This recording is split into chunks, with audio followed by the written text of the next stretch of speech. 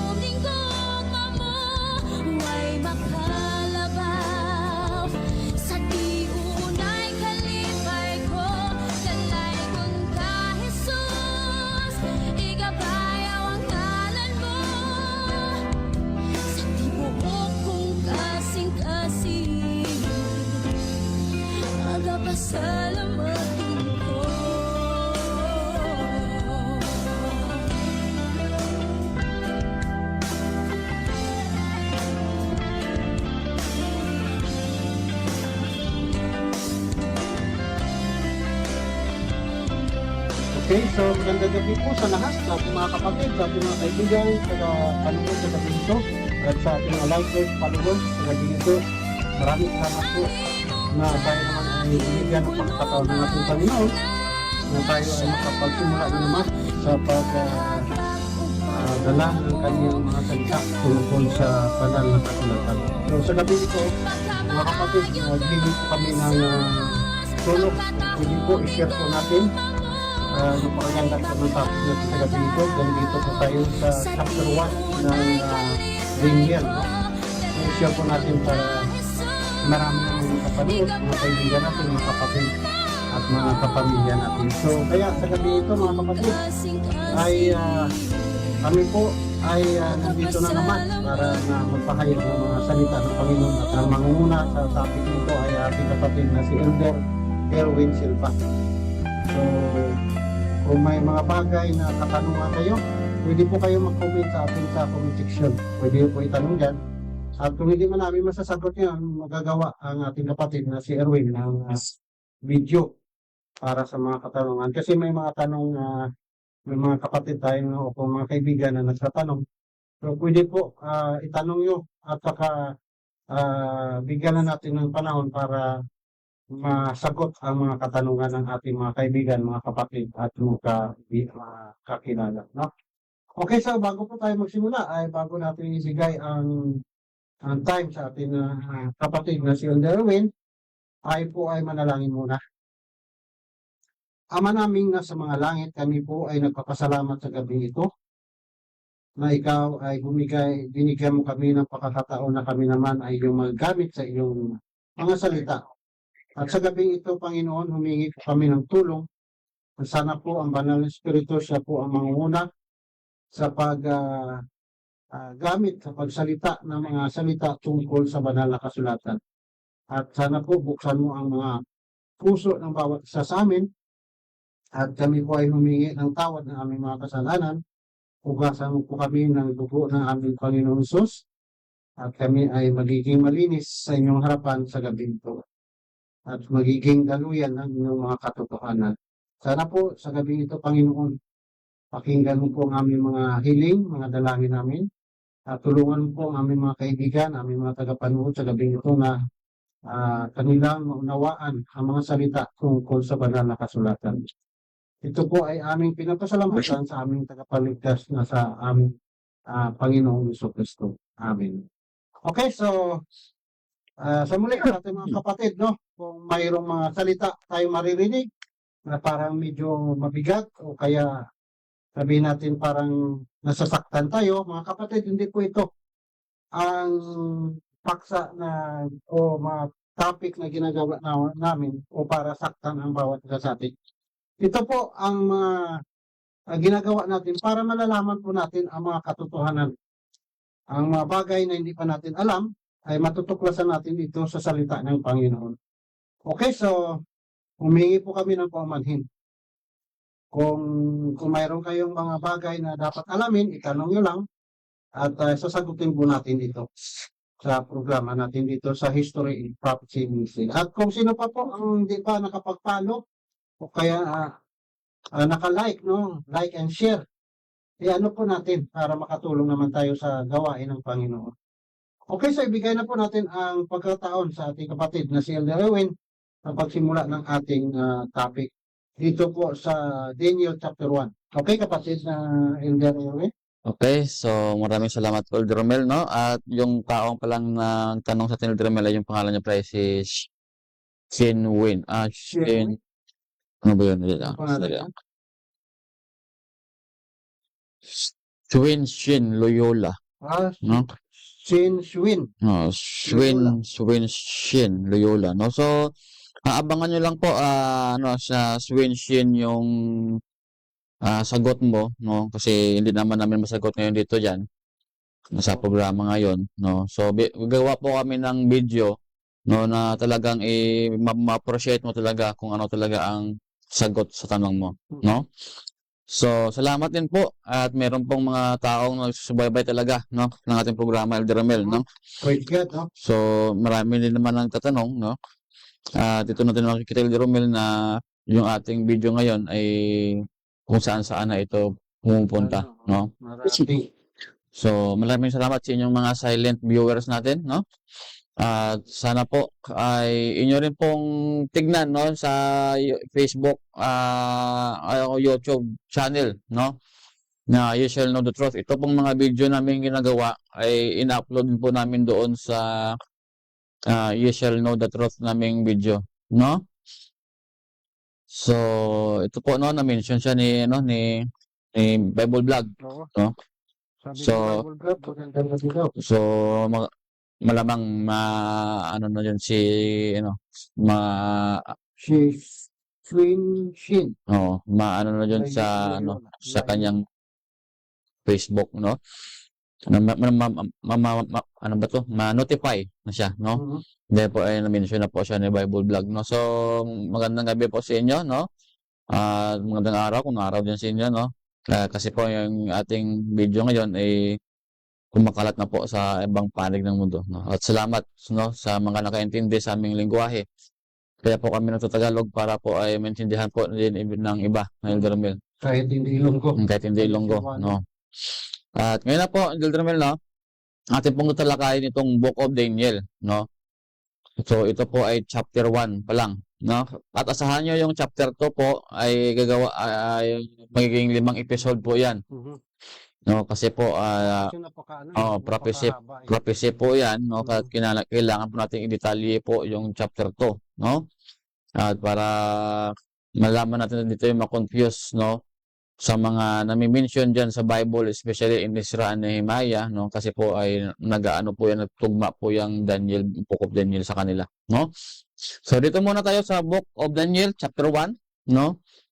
At ito po ang panguna ng ating pag-study ng Book of Daniel. Ito po, Ilderamel sa Daniel chapter 1, verse 1 to 2. Okay po, basahin po natin dito sa chapter 1 in Daniel, verse 1 up to 2. Sabi po dito, nang ikatlong taon ng paghahari ni Joachim, Mm. na hari ng Huda, dumating sa Jerusalem si Nebuchadnezzar na hari ng Babylonia at kinubkob iyon at ibinigay ng Panginoon si Joachim na hari ng Huda sa kanyang kamay.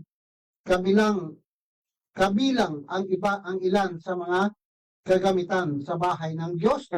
Ang mga ito ay dinala niya sa lupain ng Sinar at sa bahay ng kanyang Diyos. At inilagay niya ang mga kagamitan sa kabang yaman ng kanyang Diyos. So dito po, no, sa chapter 1, makikita po natin dyan sa verse 1 Ilderamel, no? Para pong may konflikto sa Biblia, no? Ng ikatlong taon ng paghahari ni Jehoiakim. So, according to the Bible, Ilderamel, sa chronology ng mga kings, 11 years po siyang nag-reign as king. Bakit dito, Ilderamel, katatlo, no? So, dito, Ilderamel, sabi naman, walang kwenta yung Biblia, nag-ano na, no? May discrepancy. Hindi tumutugma yung statement ni Daniel sa statement doon sa Second Kings, no? Na 11 years si King Jehoiakim nagiging hari ng Babylonia, bakit dito sa kanya tatlo lang? Ano bang ibig No? sabihin nito? So ano ba, no, ang ibig sabihin ni Daniel dito, Ilderamel, no? Ito ang statement niya. So at yung pong tingnan dyan, Ilderamel, no, dito, ng ikatlong taon ng paghari ni Jehoiakim sa hari ng Huda, no? Ito po yung sa verse 1. So ano bang ibig sabihin ni Daniel dyan, no? So, dyan Ilderamel, no, sa 2 Kings 23 verse 36, no, dito po masasabi natin na 11 taon po, no, si 23. Okay. Si King Jehoiakim nagiging hari ng Babylonia, ng Israel. Okay. Okay, dito po sa chapter 23 ng 2 Kings, verse 36. Okay, babasahin po dito. 36. Si Jehoiakim ay 25 taon nang magsimulang maghari Panghari. at siya ay naghari sa loob ng 11 taon No, 11 sa years. Jerusalem. Ang pangalan ng kanyang ina ay si Zibida na anak ni Pidaya na taga-Roma. So, dito po natin makita, no, parang may conflict. So, 11 years siya dito sa 2 Kings 23 verse 36, but si Daniel chapter 1 verse 1, 3 years. No? So, ito po kasi yung Biblia, no, Ilderamel, no, pag sinastudihan mo kasi, no, so may mga malalim po yan na kahulugan, no. So, parang hindi katugma. Ano? so wag po muna tayong mag-conclude na sabihin natin na may discrepancy, no? At ito po yung rason ng iba kung bakit huminto sila ng pag-count ng 6,000 years sa Bible. Kasi pagbasa nila sa Kings at doon sa Daniel, sabihin nila, parang hindi makatugma. So, conclusion na, may discrepancy. Yun na yung discrepancy. So, wala na yung 6,000 years timeline, sira na. No, sira na. So, dito, no, tingnan natin ng maigi kung ano talaga ang ibig sabihin ni Daniel. Kung bakit sinabi na after 3 years ni King ni Jehoiakim, doon siya inatake ni King Nebuchadnezzar at yung kinuha siya ni King Nebuchadnezzar pati si Daniel na isama. So, ano bang ibig sabihin nito? Okay.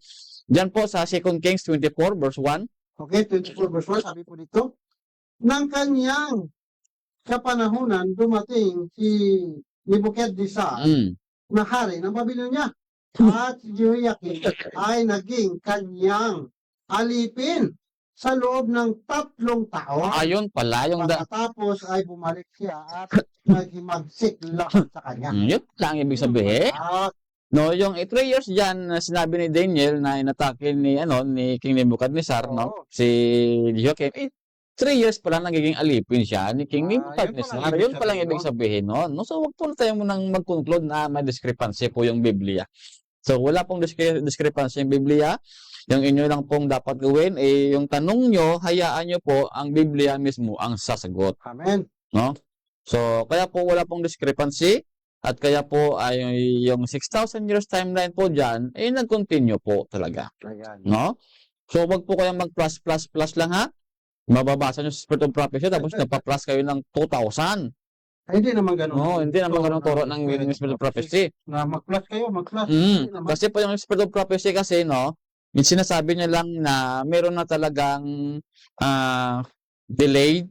Meron na talaga na sinabi na over 6,000 years. Ano ba ibig sabihin nun? Para po ituro kayo ng Spirit of Prophecy back to the Bible. Ayan. Yan po ang ibig sabihin nun. Bakit nagkaganon? Po yung mag-conclude at saka mag-plus dyan. Kasi hindi mo naman makikita sa Bible na mag-plus. Mm. At saka lalo na sa Spirit of Prophecy, Oo. hindi naman ganun. Hindi naman ganun yung pag-count ng 6,000 years, no? Di ba? Wala naman ka makikita kahit isang ano dyan. Mm. O sinabi dyan na mag-plus lang po kayo ng 2,000, okay na po yan. Mm. Ay, wala naman. So, walang tayong ganyan, ano no? dyan, no? So, kasi pag mag-plus ka kapatid, ay sarili mong ano yan, opinion, hindi po sa Biblia at sa Spirit of Prophecy. So kung meron po kayong nakitang mga history books no kagaya ni ano ba yan ng The Fall and Decline of Rome ba? Sino ba yung author nun? Rumba? Ng Rome, no? Yung pong Fall and Decline of Rome, meron po yung chronology. Bakit po nila ginagawa yun sa books na yun na merong mga chronology na hindi. Ibig sabihin yung kada year na ilagay nila doon sa preface tapos may nakalagay dyan kung ano ang nangyari sa ganyang year, no? So may chronology silang binibigay, Elder Romel, no? Naka sequence, no? So diyan mo makikita pag once po yung book ay wala pong chronology, it means patay po yung book na yan. So, kasi po sabi ng mga author, the chronology was the soul of the book. No, yung ang buhay ng libro. Yung chronology. Ngayon, pag sinira mo po yung chronology ng Biblia, ay pinapatay mo yung Biblia. Pero Mel, ibig sabihin, ay hindi ba pagkatiwalaan to? Hindi mapagkatiwalaan ang Biblia. Pinapatay mo ang Word of God. Kaya po nilagyan po ng chronology ng Word of God ng Diyos, yung Biblia, para po sabihin natin, buhay na buhay pala yung Biblia. Kasi mayroong mga chronology yung binibigay. Nakadetalye. Oo, nakadetalye yung mga events na yon. So, wag po tayong ganyan. Wag po tayong mag-plus na lang. Ibig sabihin pag mag-plus tayo, ay ibig sabihin, mali na yun. Sinachap-chap mo yung Biblia. Parang pinapatay mo yung Biblia. Oo, parang pinapalaban mo na itong turo ng Biblia. Hindi naman turo ng Biblia, no? So ginawa mo pang sinungaling yung Biblia at inuuto mo pa yung sarili mo. No? Lalo ng iba ay tinuturoan mo din ang mali. Diba? So, kaya mga kapatid, ingat po tayo. Kasi, noon kasi, yun yung pag naniwala din ako noon. Kasi, mag-plus ka lang kasi ng ating Panginoong Jesucristo ay 31 AD, 27 AD, binaptize siya. 27 AD. Oo, 27 AD, at saka 31 AD naman tayo ng Panginoon. Puro busy pa rin. Ganon, mga purbisi na pinanganak ng Panginoon. Parang nag-plus lang. Nagdagdag lang, parang sibo naman pag hindi mo talagang pinag-aralan ng mga. So, kaya sa mga kapatid, huwag po kayong magagalit sa amin, ha?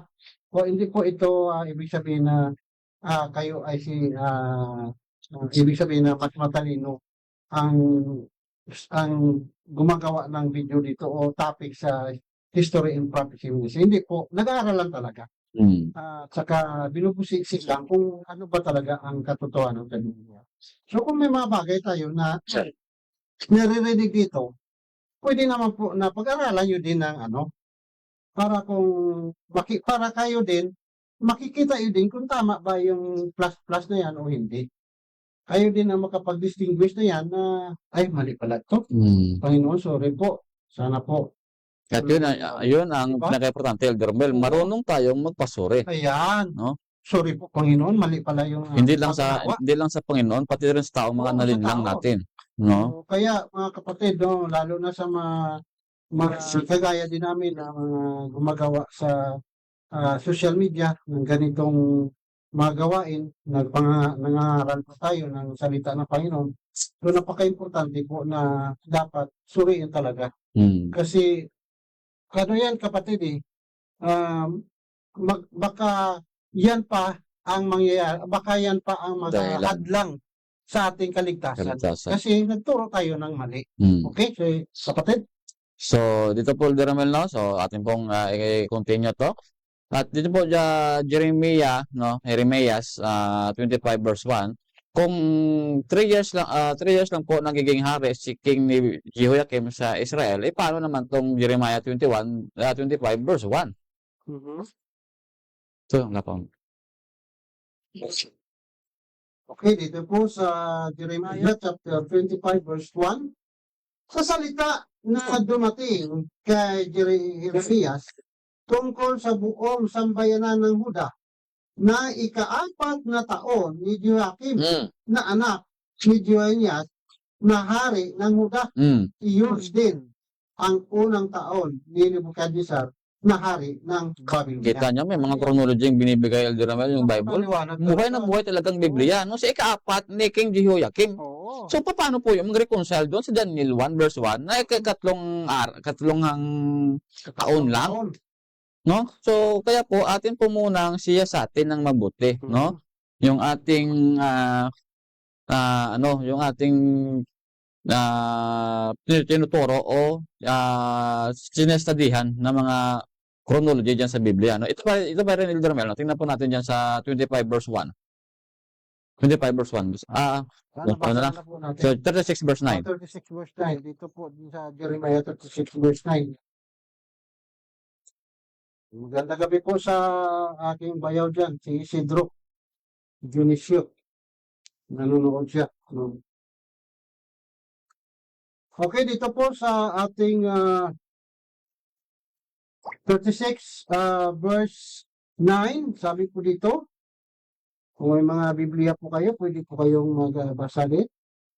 Nang ika-5 taon ni Jehoiakim na anak ni Hosias, hari ng Huda, na ika-9 na buwan, lahat ng tao sa Jerusalem at ang lahat ng taong dumating sa Jerusalem mula sa mga bayan ng Huda ay nagpahayag ng pag-ayuno sa harapan ng Panginoon. So, yan po, no, Elder Ramel, no? So, may na-mention po dyan yung ika-5 taon. So, nakikita po natin, Elder Ramel, na hindi talaga siya nag-reign ng 3 years, no? Na-mention sa Jeremiah, verse 25, verse 1, na ka-4th year niya. At doon po sa, dito po, Jeremiah 36, verse 9, na-mention din po na ika-5 niya, no? Na pagiging hari ng Jerusalem, no? So, dyan po natin makikita, Elder Ramel, na hindi talaga 3 years, no? So, ibig sabihin, yung 3 years, yung ginawa siyang Alipin. Yun No? ang ibig sabihin. Yan ang ibig sabihin ni Daniel, So, no? napakaliwanag na po. Okay. Okay, no? So, atin pong tingnan dito, yung 24 verse 1 na yan, hindi po yan 3 years ng kanyang pag-reign, kundi 3 years po naging alipin. Nabasa na po natin yung kanina, no? Hindi na po yan 3 years na reign ni King Jehoiakim pala, no? So, yan po, maliwanag na po, Elder Ramel, no? Na yung 3 years dyan po, sa Daniel verse 1, chapter 1 verse 1, hindi po 3 years reign, kundi 3 years po naging alipin si King Jehoiakim ng hari ng Babylonia na si King Nebuchadnezzar, at doon po lumaban sa King Nebuchadnezzar at sinalakay din po siya ni King Nebuchadnezzar. Ayan. So, ibig sabihin, kapatid, yung 3 years, hindi po nagpatungkol sa kanyang pag-reign. Reign, no? Hindi nagpatungkol po sa kanyang Pagkaalipin. alipin sa kay Haring Nebuchadnezzar. Okay, napakaliwanag na po, mga kapatid. Okay, no? Pupunta na po tayo ng verse 3 sa Daniel. Okay, dito po sa verse 3, sa Daniel chapter 1, at inutusan ng hari si Aspinas na pinuno ng kanyang mga iyonoko na dalhin ang ilan sa mga Israelita na mula sa lahi ng hari at sa mga maharlika. Ayan. So, ito po, no? Nakita po natin dyan, no? Yung si Aspinas, no? Yung pinuno ng kanyang, yunoko, bating dito, no? Na magdala po siya ng, ng bata, no, mga anak ng Israel, no. Ito kasing si ano, si Daniel kasi at saka yung apat na yan, out yung tatlo, talaga pong maharlikang dugo po sila. Kasi po sila po ay sa tribe ng Judah, Ayan. no.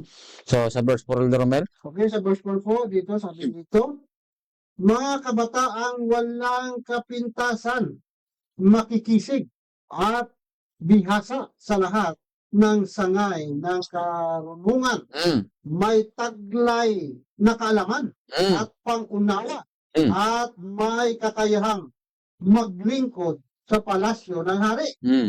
Ituturo sa kanila ang panitikan at wika ng mga Kaldiyo. Ayan. So, ito po ako natin pong tingnan dyan, Elder Romel, no? So, tinuturuan po si Daniel ng mga Chaldean wika at saka yung mga scientifico, no? So, ibig sabihin po, Elder Romel, no? This earthly, ano po ito, ng knowledge, no? Nung binibigay sa kanila, no? So, kung inyo pong tingnan dyan, mga kaibigan, binabalik lang po tayo ng Biblia doon sa original kung sino talaga ang gumawa ng mga alpabetiko. No, kasi po nung una wala po kasing alphabet, no. Simula po kay Adam to Noah, no. So after the flood po, before the flood, wala pa po yung mga titik. Kasi po yung communication po nila noon is through ano lang, verbal, no, salita-salita lang, no. So mamaya atin po yung titingnan, no. Balik muna tayo dito kung sino nga ba, no, ang responsible sa pag-imbento, no, ng mga letters na ito, Elder Romel, no. So sa pamamagitan nito ng pag-study natin, mga kaibigan, malalaman po natin yung mga vlogger na especially ng mga Biblia, no, nagba-vlog ng Biblia, no. So diyan po natin makita na yung talagang kanilang sinasabi hindi po talaga tama, no. Kasi po marami pong diyang mga tao, Elder Romel, na ng mga titik din, no, about sa Bible, no. So atin pong tingnan natin mamaya kung ano yung ibig kong sabihin, no. So dito muna tayo, kung i-discoverin muna natin, Romel, kung saan nagsimula yung mga schools na ito, kung saan po nagsimula yung mga mathematics na ito, yung mga science na pag-study, no. So atin pong tingnan sa history, Elder Romel, no. Dito po kasi, no, sa ancient kung sa Summer na libro, no. So hinanap talaga ito, Elder Romel, no, kasi matagal ko na na-download to, no. So nakita ko rin, no, matagal kung sandali lang, may nag-istorbo.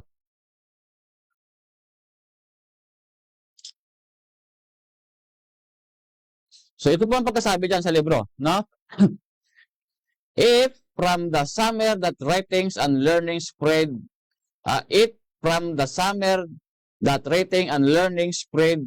the world over. So ibig sabihin, Romel, so doon po sa ancient Summer, no, o kung Sumer man yung pag-pronounce ng iba, no, doon po nag-umpisa talaga yung writings and learning sa kanila. So pag binasa mo po sa Biblia yung Sumer o Summer na yan, that is represent po sa Sinar. No, diyan po sa Daniel chapter 1 verse 1 na mention po diyan kanina, na dinala po ni King Nebuchadnezzar, no, yung mga nakuha niya doon sa Judah, doon po sa Sinar. So yung Sinar po diyan, this is a Summer, no. So diyan po nag-umpisa yung mga writings and learning. Hindi lang sabihin na kapanahon lang ng Rome. No, hindi yun. So after the flood po, after ng flood po, doon po na-invento yung mga alphabet po. So bakit po nila in-invento ito, Elder Romel? O tingnan natin na. There are several which contain word lists intended for study and practice. Yun pala. Kailangan pala nila, Elder Romel, na ituro yung kanilang mga nalalaman at saka i-practice din. Sa buhay din, no? That is as early as 3000 BC, no? Some scribes were already thinking in terms of teaching and learning. So, sabi ng mga skriba noon, no, ng mga Summer, ay para po mapasa at mamana yung ating knowledge, so kailangan po nating mag-invento ng mga letters, no? At ituro po yan sa ating mga students, no? So, in ancient Europe, no, the home of the Sumerian Noah. So, na-research ko to yung Sumerian Noah. So, ito pa lang Sumerian Noah, no? Meron, yung story of the flood pala, Elder Romel, kaya po pala na-invento nila yung mga titik. Kasi po, yung story of the flood, ginawan po nila ng parang pelikula. Di ba, Elder Romel, pag meron pong mga sakunang nangyayari sa ating mundo, mga grabing sakuna, ginagawa nila ng pelikula, no? Gaya ng Twin Tower attack. So, ginawa nila ng pelikula yon. Yung tsunami. So, ginawa rin nila ng pelikula yon. So, ganito din yung nangyari sa kanila nung una. No, yung flood, the Great Flood na nangyari noon, ginawa nila ng pelikula. Kaso sa stone tablets lang nila inukit, no? So kaya nung una Elder Romel, nung wala pang radio, wala pang television, parang comics. Yun yung ginawa nila. Doon nanonood sa Sa comics, binabasa nila yung story. Kaya po meron po silang story na Epic of Gilgamesh, no? At Epic of Atrahasis.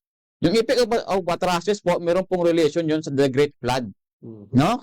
Yung Epic of Gilgamesh naman, naka-insert po doon yung story about the Great Flood. No? So, kaya po doon nila Elder Romel, kaya po inimbento nila yung mga letters na yon para po yung mga kings noon, gagawa nila ng isang story para yung kanyang legend hindi po mawawala kahit patay na po yung haring na yun. No? Ganito na nga ang nangyari, no? Quite a number of school textbooks dating from about 2500 BC, no? Were excavated some 50 years ago consisting of list of gods, animals, artifacts, and varied assortment of words and praise. So, ibig sabihin ba, Elder Romel, no? Kaya po nila inimbento yung mga alphabet na yon in relation po sa kanilang religion. Para maturo nila. Yung kanilang religion. Yun pa yung purpose nila, Elder Romel. Hindi lang po para sa mga legend ng mga kanilang mga story, ng kanilang mga kings, para din po sa kanilang religion. Ayun. So, Kaya pala maraming naligaw dahil sa mga titik na to. Sa mga alphabet nilang ginagawa, Elder Romel. So, pala ito sa kanilang God. So, hinayaan na po yan ng Panginoon, Elder Romel, na gawin ng mga taong yon noon. Kasi po, yung ginawa po nila noon, ay ginamit din ng Panginoon balik sa kanila. No? Nakita po natin dyan, Elder Romel. Kaya po, yung si Satanas, ay kahit po anong invento niya ng kahit ano, no? Especially itong mga letters na ito, no? So, hinayaan lang po ng Panginoon na inventuhin niya yon, no? Para po gamitin ng Panginoon balik kay Satanas. Yun, no, ginisa lang po si Satan sa kanilang parang bakit siya nagluluto, siya rin siya sa kanyang so ginisa siya sa sarili ng mantika, no, sa mga kasabihan pa. No? Wala talagang laban. Wala talagang laban si Satan sa Panginoon, no, kahit ang ginagawa niya, bumabalik sa kanya, no? Ano po ibig sabihin namin? So mamaya po tingnan po natin kung ano ang ibig sabihin namin, kung bakit po namin nasabi na binabalik po ng Panginoon sa kanya yung kanyang mga ginagawa, no? So, ibig sabihin, ang Panginoon, hindi siya ang nagpasimula ng mga titik. Hindi po. Kumbaga, hinayaan niya lang. Kaway ang gumawa, hinayaan niya lang. Hinayaan niya lang. Yung ginawa ng kaway, ibabalik lang sa kanya. Babalik lang sa kanya, no? So, tingnan natin yung Elder Romel, no? The Sumerian school was known as Iduba, no? Yun po yung pangalan nila yung mga schools noon, Iduba. No? Siguro mga kumbaga sa atin, yung mga sikat na mga university. Schools, mga university na yan. So, ibig po sabihin ng mga matatalino, sabi dito, turuan sila ng lahat ng karunungan, no? Sa mga science, no? Yan po ang tawag na po dyan sa Iduba is House of Tablet House. So, kaya po tinawag ng Tablet House kasi po, yun po yung una nilang books na sa inokit sa tablet, no? At meron pong example to. May nakita po ako sa librong to na gumawa po sila ng map. No? So talagang iba po yung ginagawa nilang map noon kasi sa ngayon kasi high-tech na po ngayon eh. No? So ito po, the head of Sumerian o school or teacher ni Elder Romel, no? Was Umayya, no? Or Umaya. O expert or professor na itong tawagin yon natin ngayon. Expert. Yung Umaya, no? Who was also, ang pupil naman was also called that's school god, school father, yun pala, no? School father pala yung tawag sa kanilang mga professor noon. While the pupil was called school son. No? And the alumnus, no? the school son of the days. Ibig sabihin po, yung school son of the days, nakagraduate na po. Yun po yung tawag yung alumnus, no? Kaya pala meron pa tayong alumni homecoming. Kaya may mga alumni. Alumni homecoming sa mga schools, no? Ganun po yun. No? The assistant professor was known as Big Brother. Yun po. Yung para pong intern yata yun, no? Yung assistant niya. Ito po yung book, The Sumerians, no? Page 229 to 230, no? By Samuel Noah Kramer, no? Ito po kanina Elder Mel, na-mention dyan sa Bible, kung kanina nabasa natin, no? Na yung pag-invento pala ng mga letters nila, dahil po sa kanilang mga gods. Ibig sabihin, religion po, no? Kung titignan mo po dyan kay Gregorio Saide, nakita nyo man dun sa screen, no? They had as many as 65,000 gods pala, Elder Mel. Grabe, No? yan. Madami silang mga gods. Ang Panginoon, 3 persona. Sila. Tatlo. Pero sila, 65,000. 65,000 gods, napakarami. Siguro, God of Love, God of Hate, God of War. Marami silang mga gods. Sabi ng pamarket, kung daw nila, tinuturo kahit hangin, may gods yan eh. Tubig, may God. God of Rain. Kahit utot, may gods daw eh. Kahit yung mga lasinggero, my God. Oh my God. Oo. So, ano ba yan? At yung mga grabe, yung mga ano ba, yung mga celebration, meron yung God yan, no? Kaya sabi ko, kasi utot pa naman, may gods. My Kasi God. gods ng utot na yan. Pati yung pag-travel mo, Elder, meron kang, at yung mga gods na yan, no? Oh my God, sino ba yan? Yung mga gods po niya, no? May mga God of Rain, God of Love po. Oo. Ay ipinasa na po na yan sa mga Christian name ngayon, no? Hindi lang Ah, na parang hindi lang na talupanggan o kung papansin napansin. na ito pala ay galing doon sa mga gods na yan na Mga 65,000 gods ng grabe Babylon, talaga, no? So, napakarami. nirename lang po yung mga Oo. pangalan nila. Pero po yung karakter, ganun din po yung karakter Kaya- ng 65,000 gods ng Babylon. Kagaya siguro ng mga Valentine's Day, Mm, mga ano, Father's Day, Si Mother's Day, Cupid po yung ano, at saka si Eros po kung sa Greek, no? mga teachers. Kaya may mga teachers day. Oo. So ito rin po, no? Kanina na-mention din niya sa Daniel na about science, no? So previously, no, ito po yung pagbilib ng mga ancient Sumer, yung mga Babylonian, no? It was believed that the earth was flat, no? Yung earth ko na nila Elder Mel sa pag ano ng mga Babylonians, yung earth pala, yung earth is flat, no, sa kanila, no? Tingnan po natin kung paano po na-discover na yung earth pala is not a flat, no? Kung ano ba ang sinasabi about Bible dyan, no? Hindi lang noon pa. Hanggang ngayon, ganun pa rin. Ganun pa rin, Paniniwala. no? Yung may mga tao pa rin ngayon na naniniwala na yung earth was flat, Oo. no? So, yung paniniwala po yan, doon po nanggaling yan sa Babylonia. Ayan. No? So, binabalik lang ng iba. Kaya pala sa Revelation 17, kaya pala sinabi na Babylon. Kasi lahat pala ng mga turo galing sa Babylonia. Galing sa Babylonia, Yun no? pala. At ito rin po, Elder Melo, the Babylonian invented the first number system, no? Which was the source of the 60 minutes hours, 24 hours a day, and 360 degrees circle, no? Diyan po nanggaling yung ating pagkuha ng ng area ng circle, kung paano mag-plot ng circle, no? Diyan po sa Babylonia po yan nanggaling, no? So tama naman po yung sinasabi nila na 60 minutes hours, no? 24 hours in a day kasi po ginamit din po ni Jesucristo yan doon sa dyan, no? Tingnan po natin dyan ito naman, no? They adopted the 7-day week of 12 months lunar calendar. So tama rin naman din, no? Kasi po nandiyan po dyan sa creation, 7 days po yung 1 week, no? At yan po nabasa po natin at meron po na tayong video niyan na 12 months talaga, no? At mababasa din po dyan sa Biblia na 12 months din talaga ang 1 year, no? Their math helped early map making, no? So, yun yung mathematics natin ngayon, lalo na yung ginagamit ng mga surveyors, no? Yan, no? Diyan po nanggaling sa kanila yon, no?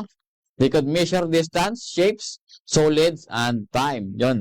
Ito po kasi Elder Mel, no? Nagtaka na ako sa subject namin ng surveying, no?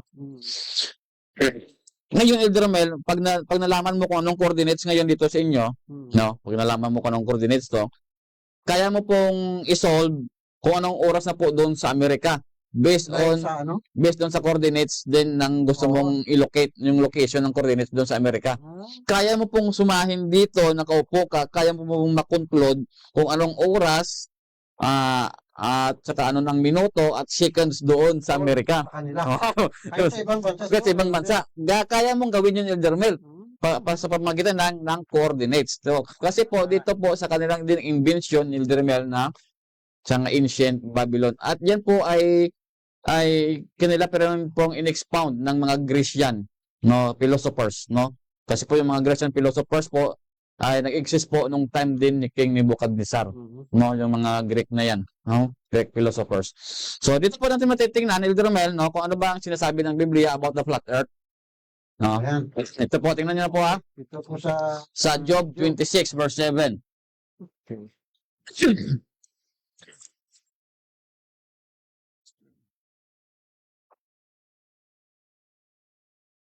Okay, dito po sa Job 26 verse 7. Inuunat niya ang hilaga sa ibabaw ng walang laman Hmm. at ibinibitin ang daigdig sa kawalan. Oh, kasi po yung Elder Mel, yung flat earth kasi naniniwala na yung earth hindi po hindi po umiikot sa sun. Kundi yung sun po ang umiikot sa earth. So, Yung ibig earth po, sabihin, yung earth hindi po lang. steady lang Ang sun, yun ang yung umiikot. umiikot sa earth, no? So, sa Biblia. sa Biblia, sabi diyan, Ay, nakalambitin. Nakalambitin sa kawalan. Bitin lang, Oo, ang daigdig sa kawalan. sa kawalan. Kawalan. So, ibig sabihin, Dermel, no? Hindi po nila makikita kung paano po yung earth, yung mga planets sa universe, kung paano po nakalambitin yun. Wala naman pong yung lubid. Wala namang lubid na nakalagay dyan sa earth at sa mga planets. Bakit umiikot ba yan? Oo. Yun. Diyan sa paano talaga makikita o malalaman na ang mayroong isang Kapangyarihan. pangyarihan na humahawak sa mundo. Ayan. Yun po, pinapakita po dun sa Job, no? So, kaya yung mga flat earth theory na sabi nila yung Mali earth daw talaga is steady at saka moon, at saka sun yung umiikot, mali po talaga yun, no? At ito po natin, tingnan po natin dyan, no? Kung ano po ang sabi ng libro na Ito po kay Galileo. ito pong libro to mababasa po dyan sa Fox's Book of Martyr, no? Ito po sabi dyan, no? Si Galileo, the chief astronomer and mathematician of his age, was the first who used telescope successfully in solving the movements of the heavenly bodies. He discovered that the sun is the center of motion around which the earth and various planets revolve. Yun ang discover po yan yung Romel ng isang philosopher, astronomers at mathematician na si Galileo Galilei, no? Na yung sun pala steady lang po yan. At saka yung mga planet pala ang umiikot doon sa sun. So, ano po ang ginawa ng Roman Catholic sa kanya? Kasi po yung Roman Catholic Church po noon hindi po naniniwala na yung Earth or yung mga planets po ang umiikot sa sun. Kundi po yung sun po ang umiikot sa Earth. So, tingnan po natin dyan sa Fox's Book of Martyr, The Story of Galileo, no? Ito pong sabi na linites po si Galileo. At ito po sabi, that you, Galileo, had a pan account of those things which you have written and confessed, subjected yourself to a strong suspicious or heresy in this holy office. So, ibig sabihin, against the truth na po si Galileo para sa kanila.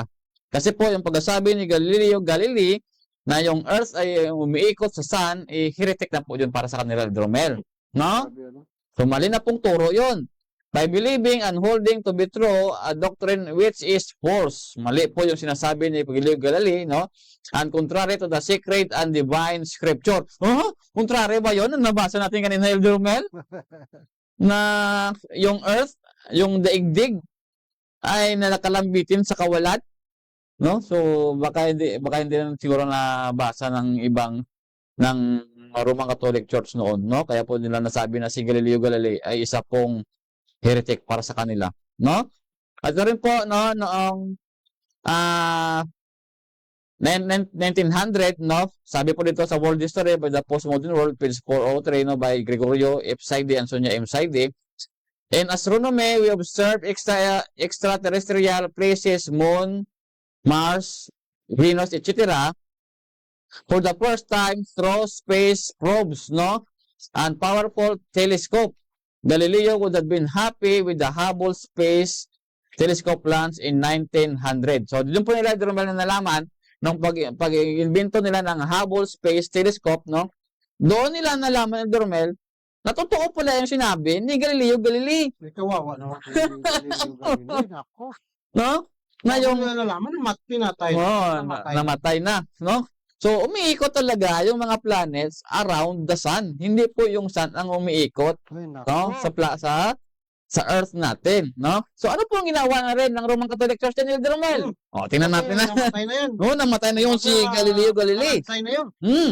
So, ano naman po ang ginawa ng Roman Catholic Church? Kasi po yung turo, alam naman natin ng Elder Mel, dito pa lang masasabi natin na yung turo pala ng Roman Catholic Church ay galing din pala doon sa Babylonia. Agoy. No? Naniniwala din kasi sila na yung Earth talaga is flat. No? So, noong 1900 lang nila nalaman na hindi pala ganun. No? Yung planet Earth talaga at saka yung mga ibang planets ang umiikot talaga sa sun. So, anong ginawa ng Roman Catholic Church? Ito, Elder Mel, History of Atheist.com. 2025 po ito, ng Galileo Pope Apologies. One regularly repeated elements in the mystic version of the Galileo story, no, is the claim that the Catholic Church did not even admit Galileo had been right about heliocentrism until 1992. So, hindi po tinanggap ng Roman Catholic Church na yung sun pala is the center ng mga planets na umiikot dyan sa kanya. No? Noong 1992 lang po, nila inaccept yun. Kasi po, nalaman na po nila noong 1900, yung Hubble Space Telescope, na doon talaga nila nalaman ng totoo na yung sun talaga is steady. No? Which, when Pope John Paul II finally issue an apology for his persecution. Patay na yun, Jeromel. No? Ay, kung saan pa yung kaya nila kahit namatay na yon, parang pwede sila mapatawad ng patay. Ginawa nila ng kamalian. So, ito po yung nakita natin ng Dermel, no, na hindi ibig sabihin na nag-apology sila, no, especially yung mga nag-apology sa noong 2000, no, about the persecution of early Christians, no. Hindi ibig sabihin po ay sila po ay tawag doon, na nagbago na. Hindi po sila nagbago. Nag-apologize lang, pero hindi po sila nagbago. Ha? Yung Roman Catholic Church, hindi po talaga nagbago. Ganun pa rin sila. Ganun pa rin sila, Elder Mel, no? Nagiging nagiging chameleon lang sila, no? Wala pong pagbabago ang Roman Catholic Church kahit po ano po. Ang toro. Ang mga toro po, no? Pero ang mga membro, mayroong chance na magbago. Kasi po yung sinasabi po dyan sa Biblia, Elder Mel, hindi po individual. Ang sinasabi po dyan sa Biblia ay yung kanilang principle na o yung kanilang mga teaching about the belief of the Roman Catholic Church. No, yun po ang kinaiinisan ng Panginoon, hindi po ang individual, no? At yun po ang tinatawag naming Antichrist, no? Hindi po yung individual na yun. Pero pag ikaw po ay nakaupo diyan, masasabi din namin na ikaw po ay Antichrist kasi po ikaw po ang nagpapalakad ng ganyang doktrina. Kasi pag pinakalaban mo Panginoon, ay Antichrist ka talaga. Yan ang ibig sabihin. Okay, no? Ito, sabi ni Ms. White, di ba kanina, Elder Mel, yung letters na-invento after the flood. So, tama naman si Mrs. White, no? Imagine, Elder Mel, grade 2 ka, natumpak mo yung mga archaeological evidence na yung letters pala na-invento lang after the flood, not before the flood. So, nakita po natin dito sa Patriarchs and Prophets, no? The antediluvians were without books. Ibig sabihin ng mga sinaunang tao before the flood, wala pong mga book, wala pong mga libro. They had no written records. Ano naman, Elder Romel? Wala talaga, no? But with their great physical and mental vigor, they had strong memories. Able to grasp and to retain that which was communicated to them. No? Kung ano po lang po yung kanilang mga narinig na mga salita, yun po ang nakaregister na sa kanilang utak at hindi po yun mawawala bigla. Kasi yung memory ng tao noon, mas iba ngayon. Mas iba na ngayon, Oo, Elder Romel, no? nakalayo na eh. Napupurol na. Oo. Kaya po yung palaging kumakain ng mga baboy at saka Oo. yung mga unclean animals na sinasabi niyo sa Leviticus 11, ayun po ang sumisira ng memorya ng tao. Kapatid, yun pala ang dahilan Yan ang dahilan. na yung mga kinakain natin na hindi pinapakain ng Panginoon, yun talaga ang magiging dahilan Nang, na malimutin ka na. nagpupurol yung... Oo, napupuro, ng- Oh, naghina yung pag-isip mo. yun talaga yung... Kaya pala no, mahina talaga sila magnawa. Yung mga gumagamit din ng Biblia, napakahina po ng kanilang pag-unawa. O, mababasa na sila ng isang text, ng isang talata sa Biblia, hindi na sila gusto ng iba pang talata. Ayaw na nila. Mag-conclude na sila O, kagad. nakakonklud na lang Conclude sila. na kagad na ganito, ito. ganito. Ito pala. Kaya pala napakahina talaga naman sa pagkain, pala yung nangyayari. Mm. Nang hindi pinapakain sa atin ng Panginoon, malaki talaga yung epekto sa utak natin. Yan. Utak natin. Oo. Ating physical at Ay, saka naman yung kanilang mental nila, napakaano, no? napakaano pa, nakapaliwanag pa, no? Oo, hindi nila makalimutan yung mga sinasabi. Kaya, kumbaga sa atin, ay napaka-importante talaga na may ganito. Kasi, pag malimutin ka, sabihin mo, babasahin ko doon. Yung nakalimutan ko na, tingnan ko doon sa libro. Ayan. Kaya pwede, din, binta din sa atin, no? Yung mga books na yan. Oo, So, mga kaya books po, na sabi ko kanina, nayaan lang po ng Panginoon na Oo. inibinto yung letters ni Lucifer Oo. para po yung mga tao sa ngayon, Elder Romel, ay meron na pong basihan. So, No? ibig sabihin, kapatid, hindi pala ang Panginoon ang pasimuno ng mga titik na yan, o mga litra na yan, kundi ang kaway. Kaway. Ang ibig sabihin ni Elder Erwin na pinahintulutan na ng Panginoon. Kasi pwede din gagamitin ng Panginoon yung ginawa niya, ibalik sa Kanya. Balik sa kanya. No? Ayun ang ibig sabihin. Atin po tingnan niya mamaya, Elder Romel, no? Kung ano ang ibig sabihin natin Oo. yan. No? Ito po, no? And turn to transmit it and impaired to their posterity. No? So, kung ano po yung narinig nila noon, pinapasa po nila doon sa kanilang mga generation Oo. na kung ano talaga yung narinig nila, yun talaga yung sinasabi. No? Walang labis, walang kulang. No? Hindi po chismis yun. No? Yun po ang sinasabi. Kaya kapatid, kaya pala sa Genesis, masabi natin, ay sabihin ng iba, no? Ay wala pa naman sa Genesis yung baboy na bawal. O di ba? Yung hindi pa nga na ano eh. Hindi pa nga ang mga titik na yan. Di ba? So, Kasi po yung Book of Genesis po kasi before the flood, Oo. mga vegetarian pa yung mga tao. hindi pa No, kumakain hindi ng pa kumakain ng laman. Na, baka O gamitin na naman ng ano yan. baka basa kayo ng ng librong Book of Jasher, ha? Oo. Diyan po sa Book of Jasher marami pong diyan, mali. Sabihin mo yung Book of Jasher mababasa sa Joshua chapter 10, mababasa sa 2 Samuel yung Book of Jasher. Totoo naman mayroong Book of Jasher. Pero hindi po yun ang Book of Jasher ngayon. So, ibig sabihin, kapatid, yung sinabi mo, Elder, na yung Book of Jasher, na mayroon talagang Book of Jasher. Pero lumalabas ngayon, hindi na talaga original Hindi na yun. Iba nang gumawa yun. Iwan ko kung sinong gumawa ng Elder Romel. Kasi po, hindi mo makwang kung sino gumawa meron yan. kasi akong nabasang ng Encyclopedia of Freemasonry na mention po nila doon yung Book of Jasher. At yung Book of Jasher po yun po ang the lost book of the Bible. So, meron akong palagay na baka sila lang ang gumawa nun. Yung mga Freemasons lang gumawa ng Book of Jasher. Alam mo naman yung di ba? Alam nila mga kalaliman. So, doon po siya makita na si Canaan po, siya po ang una-unang patriarch na nakakita ng flood. Salungat po sa Biblia yon.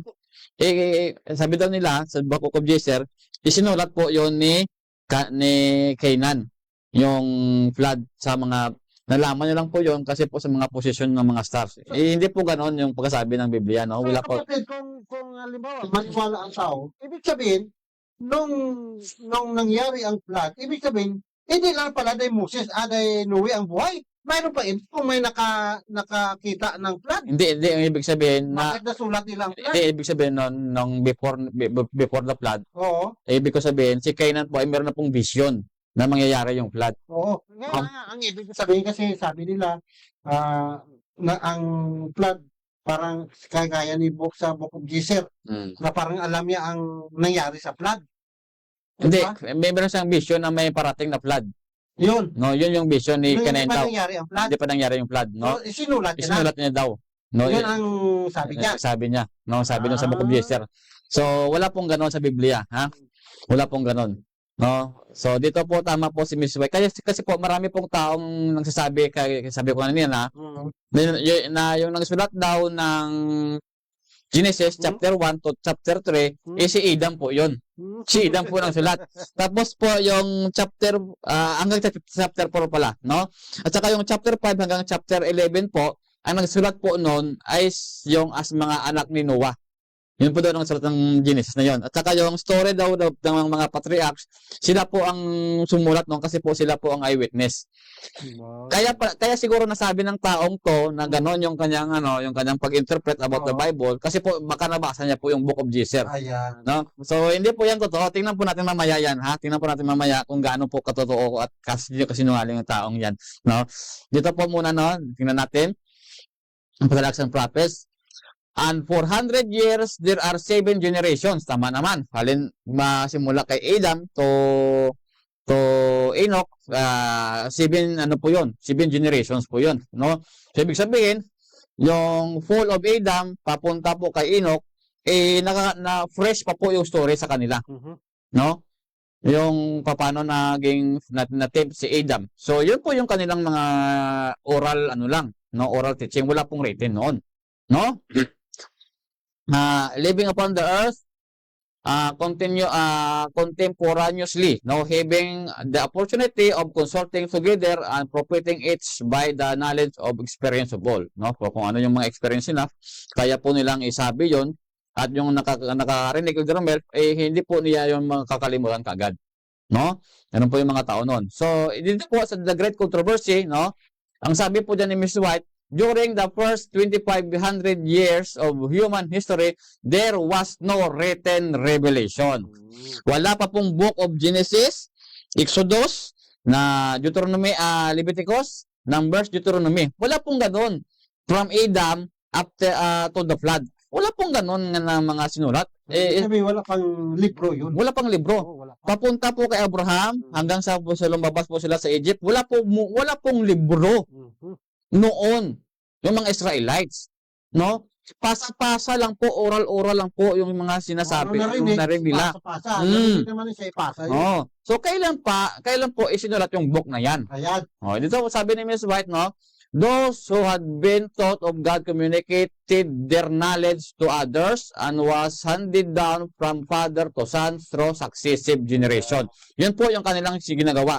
Pero po, nung lumabas na po sila sa Egypt, sabi po dito, the preparation of the written word began in the time of Moses. Ayan. Doon na po nagkaroon, Elder Romel, ng Book of Genesis, Exodus, Leviticus, Deuteronomy, Numbers, and Deuteronomy.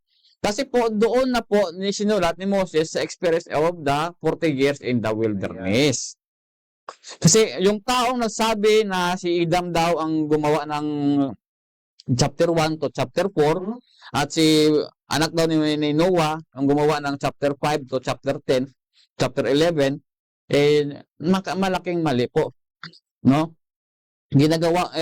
Binibigyan niya po, Elder Romel, ng limitasyon ang kakayahan ng Panginoon na ipakita kay Moses kung ano talaga ang nangyari noon. Parang sabihin niya, yun ang kaya ng Diyos. Binibigyan niya po ng limitasyon, parang sinasabi niya na hindi kayang ipakita ng Panginoon kung ano talaga ang nangyari doon sa Garden of Eden.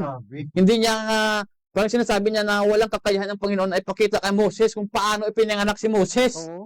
Walang kakayahan ng Panginoon na ipakita kung paano pinatay ng mga Pharaoh doon sa Egypt ang mga firstborn, yung mga male na mga anak. Parang ganun yung sinasabi ng tao. Parang walang kakayahan ng Panginoon. Sabihin mo, Moses na ang ginawa sa Babil. Yung nag-iba-iba ng iba yung mga lingwahe, Yun yung pinapalabas ng taong yun. Ay nako. So, binibigyan na ng parang mahina yung ating Panginoon, So, unfortunately, sayang yung inyong pagtuturo ng mga kasinungalingan. Ginagamit niyo po yung Word of God para ituro po yung mga kasinungalingan, Pero kung palaliman mo talaga, parang ginagawa nilang mali ang Biblia. Yan talaga ang purpose nila. na ipamali ang Biblia, sila ang tama. Grabe talaga. Sinabi pa nila ni Romel na inedit lang daw ni Moses yung Book of Genesis. Grabe yung mga salita niya. Grabe talaga, no? No? O inedit. Inedit. Grabe, no? So, ito po yung sabi pa dito. No, this war continued during the long period of 1600 years, no? Siguro Elder, hindi siguro naniwala ng Diyos yun. Hindi siguro baka itiis yun. Kasi once evolution kasi siya eh. Once evolution yun pala eh. Hindi parang sinasabi niya sa kanyang mga video Romel na parang hindi siya humihingi ng tawad pag siya nagkasala. Kasi daw sabi niya, hindi ko na mabilang yung kasalanan ko sa isang araw, di paano ko po yun mapaano ng tawad. So, ibig sabihin parang hindi siya nangingi ng tawad sa Panginoon pag siya ay nagkamali. Parang ganoon yung sinasabi. Ibig sabihin, hindi na siya ng tawad kung iisa-isa yung kasalanan niya. Pag Parang hindi ano, may isa, hindi ng tawad. Ibang klase talaga. Sabi ng Panginoon, di pa nga nagawa. Alam na ng Panginoon Panginoon. kung anong ginagawa mo. Simple lang yung Brad, yung kanyang gagawin, no? Sabihin niyo lang, Panginoon, marami akong kasalanan na hindi ko alam. Hindi ko na nga malalaman kung ano bang mga kasalanan na yun. Patawarin mo ako. Yun na rin po. Alam na yun ng Alam Panginoon. na yun ng Panginoon. Ang problema doon, Elder, kung sabihin niya, wala talaga akong Kasalanan. yun ang Yung pinakamahirap doon. pinaka-problema. So, gagawin mo pang Biblia na sabi ng Sinungaling. Biblia, pag sinabi mong Wala kang wala kasalanan. kang kasalanan, Ikaw po sinungaling pala ang Diyos. ang Panginoon. No? Panginoon pang sinungaling. Ginagawa mo yun nga. Yun yung ginagawa ng Tapos sila sinungaling. ay tama, ang Panginoon pang sinungaling. Grabe talaga. So, by that, no, sa kanilang mga Nag-vlog teaching. din siya. Nagpa-vlog siya. Matanda na po. Siguro Matanda na po ito. pastor din yan siguro sa So, Concept Worship. Pastor yan actually, Baptist siya daw noon. Oo. Tapos Ewan ko kung ano na ngayon yung kanyang parang wala na sa siguro pinapanigang religion kasi po naalaman niya na yung teaching of the Baptist na pre-tribulation at saka yung rapture mali pala. No, so siguro lumabas siguro at gumawa ng kanyang sarili. Baka ganun. No? So inaatake niya nga po yung mga Seventh-day Adventist pa ngayon. Pero meron akong video na tingnan niyo po dyan sa Yisrael Lutrot. Ginawa ko po yung video kung paano yun atake yung Seventh-day Adventist. At atin po yung, no? Nag-rebat po tayo sa kanya, no? So po ang sabi dyan, no? From Moses, the historian of creation and law, to John, the recorder of the most sublime truth of the gospel. No, doon lang po nangyari kay Moses, doon sa Sinai, at nangyari po doon kay John, doon sa island of Patmos, no? Kasi kung tingnan mo kapatid, kailangan na talaga i-rate na talaga kasi nung sa Egypt ang mga Israel, nakalimutan na nila mga sinasabi ng Panginoon. Di ba? Okay. Kaya So, ito nga Ramil, no? Kaya po sabi namin kanina na hinayaan lang po ng Panginoon si Lucifer. Kasi magagamit ng Kasi po, ginamit po yun ng Panginoon yung kanyang invento na letters para po isulat din ng Panginoon ang totoo talagang nangyari. Kasi po meron pong mga libro na lumalabas, sabi ko na kanina, Epic of Gilgamesh at saka Epic of Atrahasis, na puro po yun kasinungalingan yung mga sinasabi doon. So kaya po itinawag si Moses at saka isulat kung ano talaga yung totoong nangyari. No, from creation to Exodus, no. So, ibig sabihin nito kapatid, sabihin ng ating mga tagapanood na ibang sabihin, ay, hindi pala originate ang Panginoon ng mga titik. Kaaway pala. So, bakit gano'n? Sabihin. So, yun nga, hinayaan lang nga ng Panginoon. Hinayaan lang. Kasi yung mga ginagawa ng kaaway, gusto na ipakita ng Panginoon nga, yung ginagawa mo ay mali, ibabalik ko lang talaga sa iyo. Yeah. Ito po, so sa verse 5 na po tayo, Dermel, no? So, maliwanag po, no, yung ating, ngayon, no? Na yung mga science po, at saka yung mga maling turo po nila noon, nakasulat po talaga, no? Sa history, at kaya po nating patunayan yun, no? Na yung mga Babylonian teaching pala ay mali, Dermel. So, no? ang mga Babylonian teaching ay ina-adapt ngayon. Ina-adapt ngayon. So, yun ang nangyayari.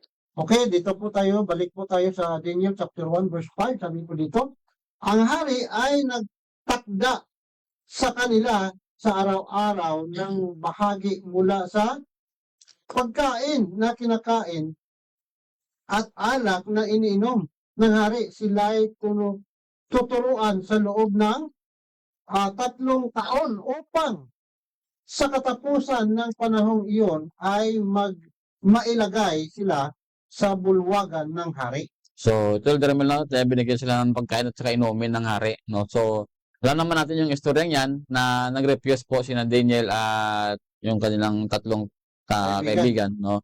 Kasi po ito po kasi yung sabi diyan sa 1 Corinthians chapter 10 verse 21 to 20, 20 to 21. Kasi po nakita niyo po diyan kanina sa chapter 1, no, verse 1, na yung hari talaga ay binibigay niya talaga ng handog yung kanyang mga Diyos, no? Kasi po yung nakuha niya po doon sa Jerusalem, doon niya po dinala sa bahay ng kanyang Diyos, doon sa Sinar, no? So ibig sabihin, kung ano po talaga yung galawan ng haring yon, dinedicate niya po talaga sa Diyos niya, So, no? ibig sabihin, kung may mga pagkain doon sa misa niya, hindi ibig sabihin na pwede nang kainin ni Daniel. Kasi may mga bagay na ginagawa pala ang Babylonia na ito pala ay hinahandog sa kanilang Diyos. Bago nila kainin. Bago kainin. At ito po sabi diyan. Okay, basahin po natin sa 1 Corinthians chapter 10 verse 20 to 21. Hindi sinasabi ko na ang mga bagay na inahahandog ng mga pagano ay kanilang hinahandog sa mga demonyo at hindi sa Diyos. At di ko ibig na kayo'y maging kasama ng mga demonyo. Hindi ninyo maiinuman ang kupa ng Panginoon at ang kupa ng mga demonyo. Kayo'y hindi maaaring makisalo sa misa ng Panginoon at sa misa ng mga demonyo. Yun. Yun pala, no? Yun pala, kaya pala na ano ni na Daniel. Kaya pala ni-refuse ni Daniel yung mga pagkain na inilagay sa sa misa doon ng hari.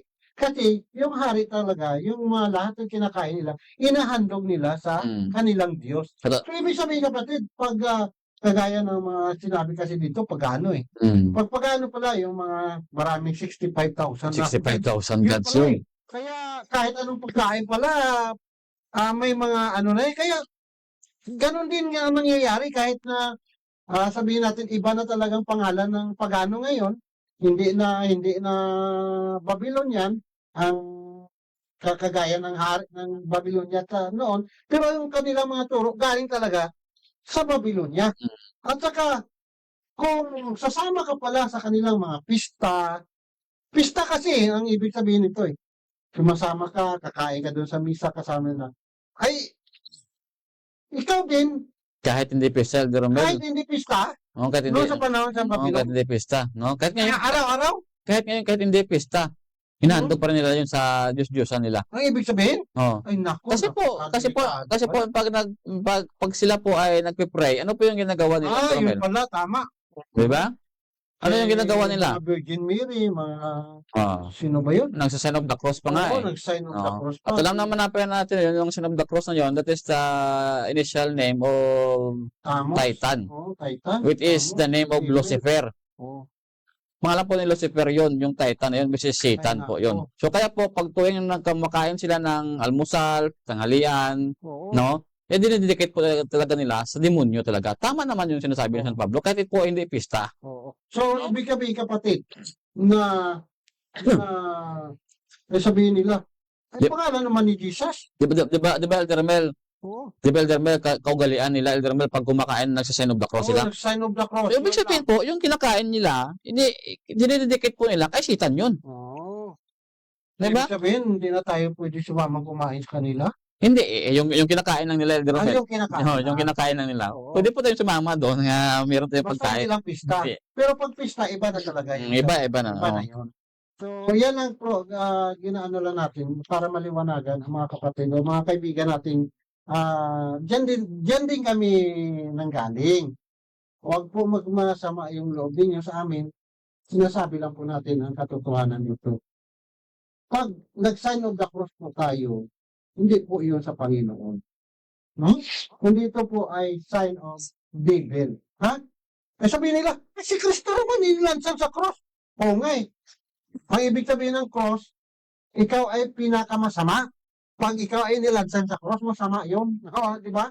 So, ibig sabihin, si Kristo, inilansan sa cross, ibig sabihin, ang lahat ng mga kasalanan ng mga tao ay kanyang tinanggap na parang siya ang makasalanan. Kaya po huwag tayong mag-sign of the cross kasi hindi po ibig sabihin na ang cross ay sabihin naman sa Biblia nagbasa naman niya na ang cross ay kasi ang ating Panginoon dahil sa cross may kaligtasan tayo. Ha? Hindi po, Sabihin, ang ibig sabihin po ng cross ni Christ, yung suffering po ni Christ sa yun. piring yun, Hindi po yung literally na cross yun. oo. Kasi nililiteral nila eh. Oh? So, kaya na pasensya po sa ating mga kapatid na sa Roman Catholic. Hindi po ito paglalait, ha? Ito po ay pinapaliwanag na natin na kung pwede po, iwasan na lang po natin yan. Kung gusto natin manalangin, kagaya sa Matthew chapter 6, yun ang panalangin na kailangan natin, ha? Okay? So, Ilya? So ito po sa verse 6 to 7. Okay, balik po tayo doon sa Daniel chapter 1 verse 7 o 6, 7. Kabilang sa mga ito ay sina Daniel, Hananias, Misael at Azarias mula sa lipi ni Juda. 7. Binigyan sila ng pinuno ng mga eunuko ng ibang pangalan. Si Daniel ay tinawag na Belteshazzar. Si Hananias ay tinawag na Shadrach. Si Misael ay tinawag na Misak. At si Azarias ay tinawag na Abednego. Ayan. So, Hindi pa palang pangalan. tingnan po natin Elder Ramel, no? Alam, kaya po nag-request si na Daniel, no? At saka itong mga kaibigan niya. Kasi po alam nila na yung Babylonia is an idolatrous nation, kingdom po yun. So, dito pa lang, masasabi na natin, Elder Ramel, talagang sila po talaga ay idolatrous. Kasi po, meron na po silang pangalan. So, ibinigay pa po nila yung pangalan nila, no? Ng kanilang mga gods sa mga, ano na to, sa mga matang ito, no? So, si Daniel, kung sa Hebrew po, judge for God, no? Kung sa Chaldean name po, Belteshazzar, Prince of Bel, no? Kung si Ananias po, gift of the Lord, no? Si pinalitan ng Shadrach, servants of sin. That is sin, the moon god po yan, no? So, ibig sabihin pala, yung Muslim is also a servant of sin. Tignan mo naman ang kanilang logo. Is a moon, crescent moon, no? At moon. So, servant of sin pala sila, hindi sila servant of Allah. Ibig sabihin, doon yun pala, mula doon sa Babylonia, yun lang pala yung mga turo nila. Si Mishael, who is what God is, no? So, kung sabi sa Chaldean po, siya po ay si Meshach, no? Who is what ako is. So, ako means being the Sumerian equivalent of sin, the name of the god moon. So, pareho lang, no? Shadrach, no? So, wag po natin tawagin silang ganyang mga pangalan ulit, ha, mga kaibigan. Kasi po nakasanayan po naman ng mga Seventh-day Adventists sa mga ganitong pangalan. Shadrach, Meshach, Abednego. Oh, ito lang nakasanayan nila, no? Ay, mapapasa naman sa Biblia, hindi po. Hindi po. No. Nilagay lang talaga kasi pinalitan nga ng pagano ang kanilang pangalan.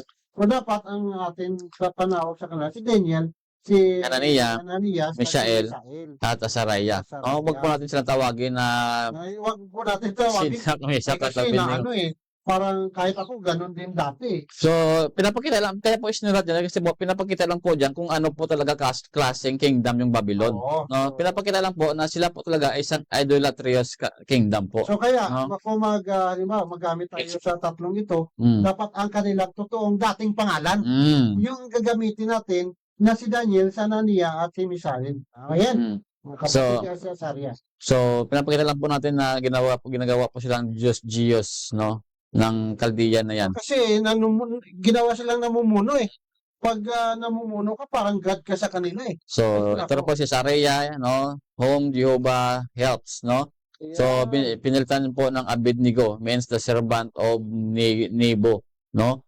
At yan po yun rin po ang ibig sabihin ng pangalan ni King Nebuchadnezzar sa Nebo. Nebo. No, si God Nebo, no, Nebuchadnezzar.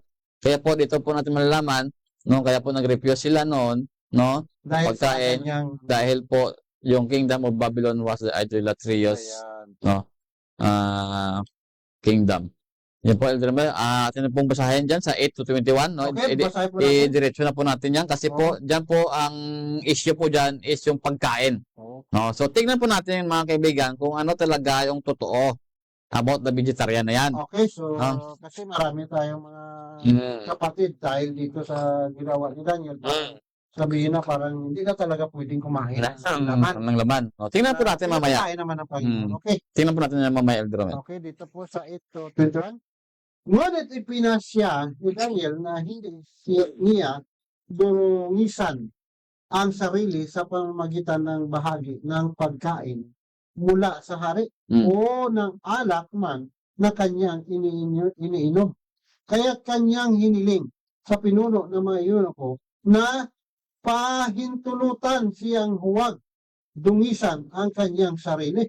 Verse 9, at ipinahintulutan ng Diyos na si Daniel ay tumanggap ng lingap at habag mula sa pinuno ng mga eunuko. 10, sinabi ng pinuno ng mga eunuko kay Daniel, ako'y natatakot na baka makita ng aking Panginoong Hari na nagtakda ng iyong pagkain at inumin na kayo ay nasa mas masamang kalagayan kaysa mga kabataan na iyong kasing gulang. Kaya't ilalagay ninyo sa panganib ang aking ulo sari. Verse 11. Nang magkagayoy sinabi ni Daniel sa katiwala na hinirang ng pinuno ng mga eunuko upang mamuno kina Daniel, Ananias, Misael at Azarias. Subukin mo po sana ang iyong mga lingkod sa loob ng 10 araw. 10 araw lang. Oo, 10 araw.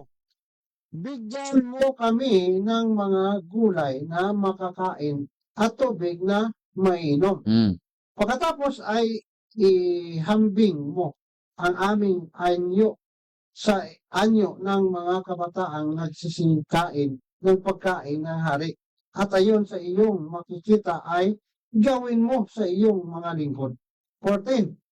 Kaya't sumang-ayon siya mungkahing ito at sinubok sila sa loob ng 10 araw. Verse 15. Sa katapusan ng 10 araw ay nakitang higit na mabuti ang kanilang anyo at higit na mataba kaysa lahat ng mga kabataang nagsikain ng pagkain ng hari. Vegetarian mataba. Kaya inalis ng katiwala ang kanilang bahaging pagkain at alak na mula sa hari at binigyan sila ng mga gulay. 20. Tungkol sa 4 na mga binatang ito, pinagkalooban sila ng Diyos ng kaalaman at katalinuhan sa lahat ng turo at karunungan. Si Daniel ay mayroong pagkaunawa sa lahat ng pangitain at mga panaginip. 18. Sa katapusan ng mga araw na itinakda ng hari sa paghaharap sa kanila ay pinasok sila ng pinuno ng mga eunuko sa harap ni Nebuchadnezzar. 19. At ang hari ay nakipag-usap sa kanila at sa kanilang lahat ay walang natagpuang gaya ni Daniel, Ananias, Misael at Azarias. Kaya sila ay inilagay sa bulwagan ng hari. At sa bawat bagay tungkol sa karunungan at pangunawa na inusisa ng hari sa kanila, kanyang natuklasan na sila ay 10 ulit na mas mahusay kaysa lahat ng salamangkiro at mga engkantador na nasa kanyang buong kaharian. 21. Katapusan. At si Daniel ay namalagi roon hanggang sa unang taon ng hari Susero. So, ito kasi yung ginagamit ng mga vegetarian na 10 times wiser daw, no, si Daniel. Dahil vegetarian sila. No? So, tingnan po natin kanina, no? 10 days lang po sinubukan nila. No? 10 days lang po. So, after 10 days po yan, no, hindi na po yan talaga sila vegetarian. Kasi po, tingnan po natin, dyan po sa Daniel chapter 10 verse 3. Kung vegetarian nga ba si Daniel talaga?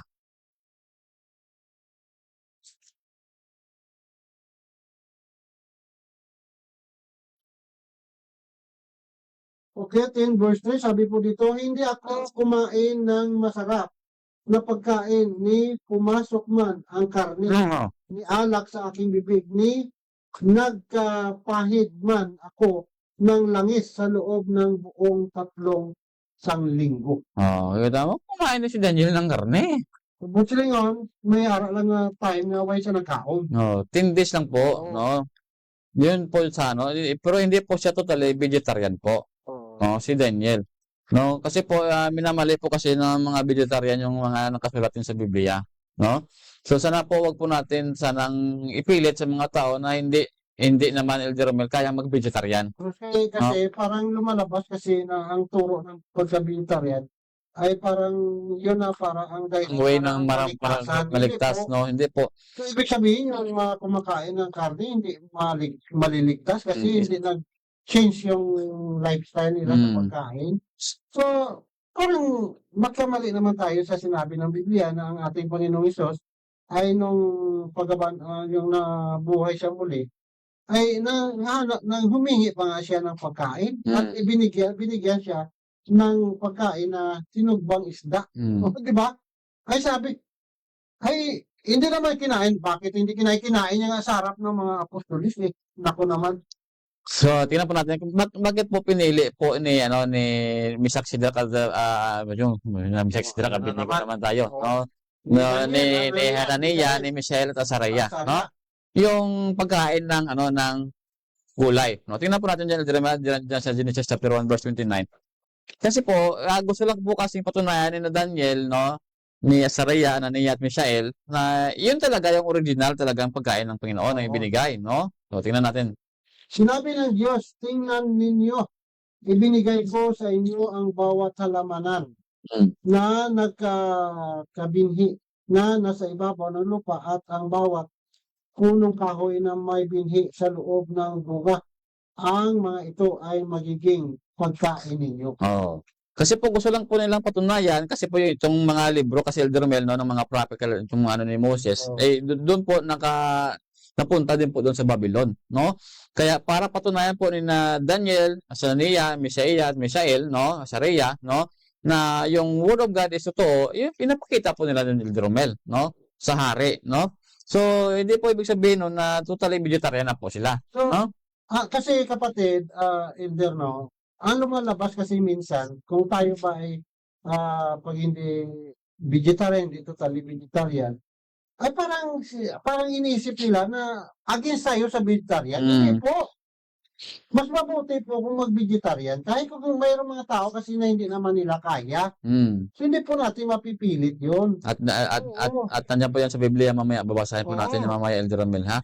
So ito kasi mga vegetarian, ito kasi yung mga binabasa nila Elder Romel laban sa atin no, na hindi vegetarian. Tingnan natin sa Leviticus chapter 11 verse 1 to 3. Kasi po meron na po ako narinig na vegetarian na nagsermon. Ito po yung binasa niya. Which is mali naman talaga. Basahin natin Elder Romel. Okay, basahin natin sa Leviticus chapter 11 verse 1 to 3. Ang Panginoon ay nagsalita kina Moses at Aaron na sinasabi, sabihin ninyo sa mga anak ni Israel, ito ang mga bagay na may buhay na maaari ninyong kainin sa lahat ng mga hayop na nasa lupa. Anumang hayop na may hati, ang paa, piyak at ngumunguya, ang mga gayon ay maaari ninyong kainin. So, mayroon pa may binigay pong Panginoon na na palatandaan kung ano talagang kakainin. So, itong mga mali lang ng mga vegetarian, hindi po nila 'to binabasa. Yung binabasa po nila ito po sa 4 at saka 4 at saka hanggang 8, no? Ito po yung binabasa nila. Basahin po natin. Kasi sa 1 up to 3, ang Panginoon nagsabi. Nagsabi. Hindi kainin. Kainin nila yon, yung mga palatandaan na yon. Ay kasi ang sabi ng kumari. Ayun lang ang nila eh. Pero dito Elder Romel, ito yung po yung binabasa ng mga vegetarian laban sa atin, no? Na hindi dapat kainin.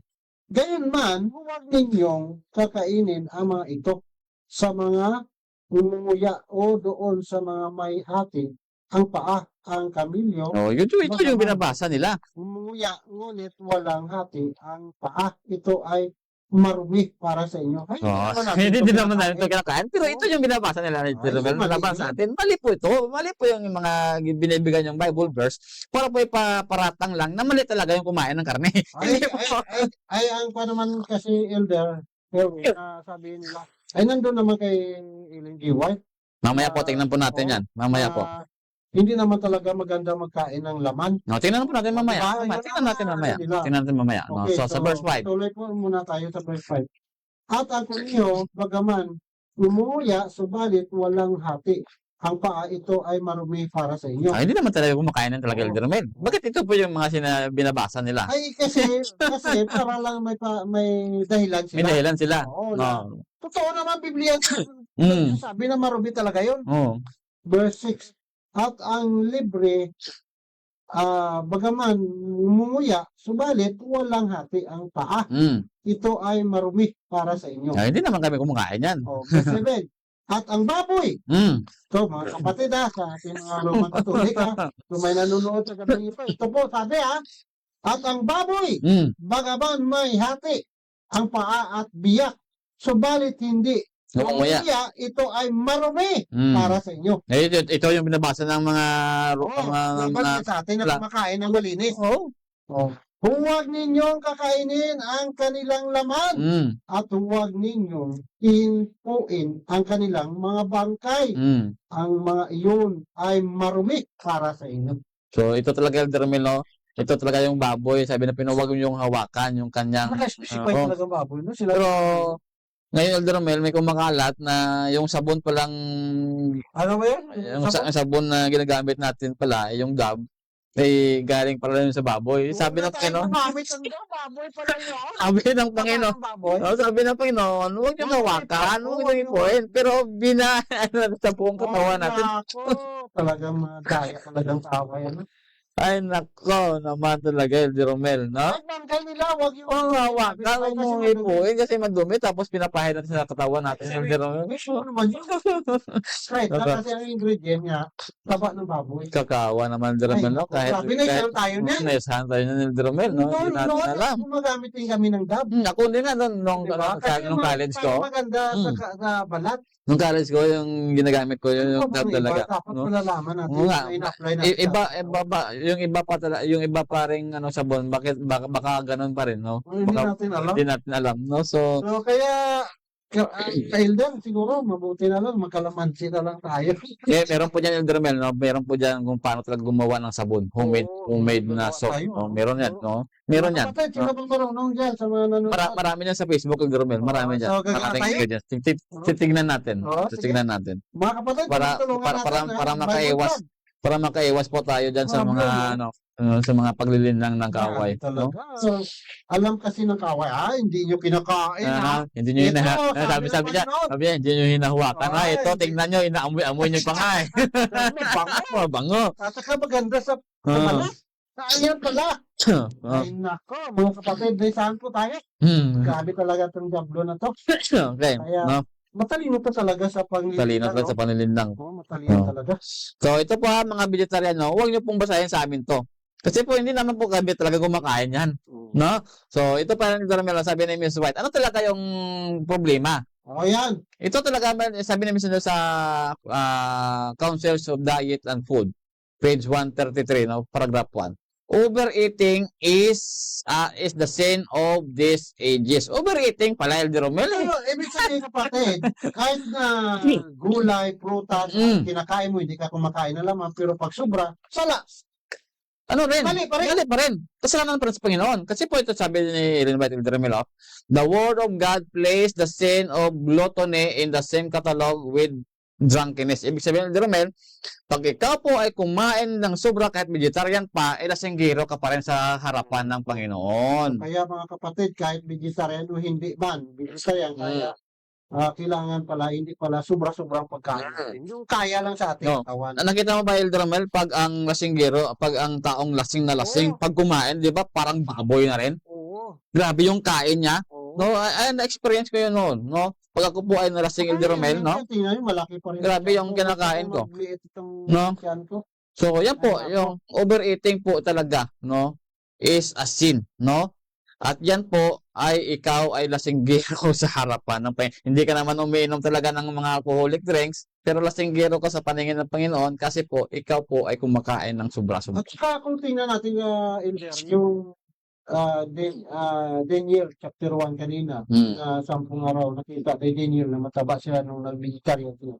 10 araw. Bakit ba yung mga kapatid tayo na mga vegetarian, eh, ang payat-payat na, Payat-payat. parang ano, malnourished. Parang isang, Oo. isang ihip lang ng hangin, eh, mga ano, Oo.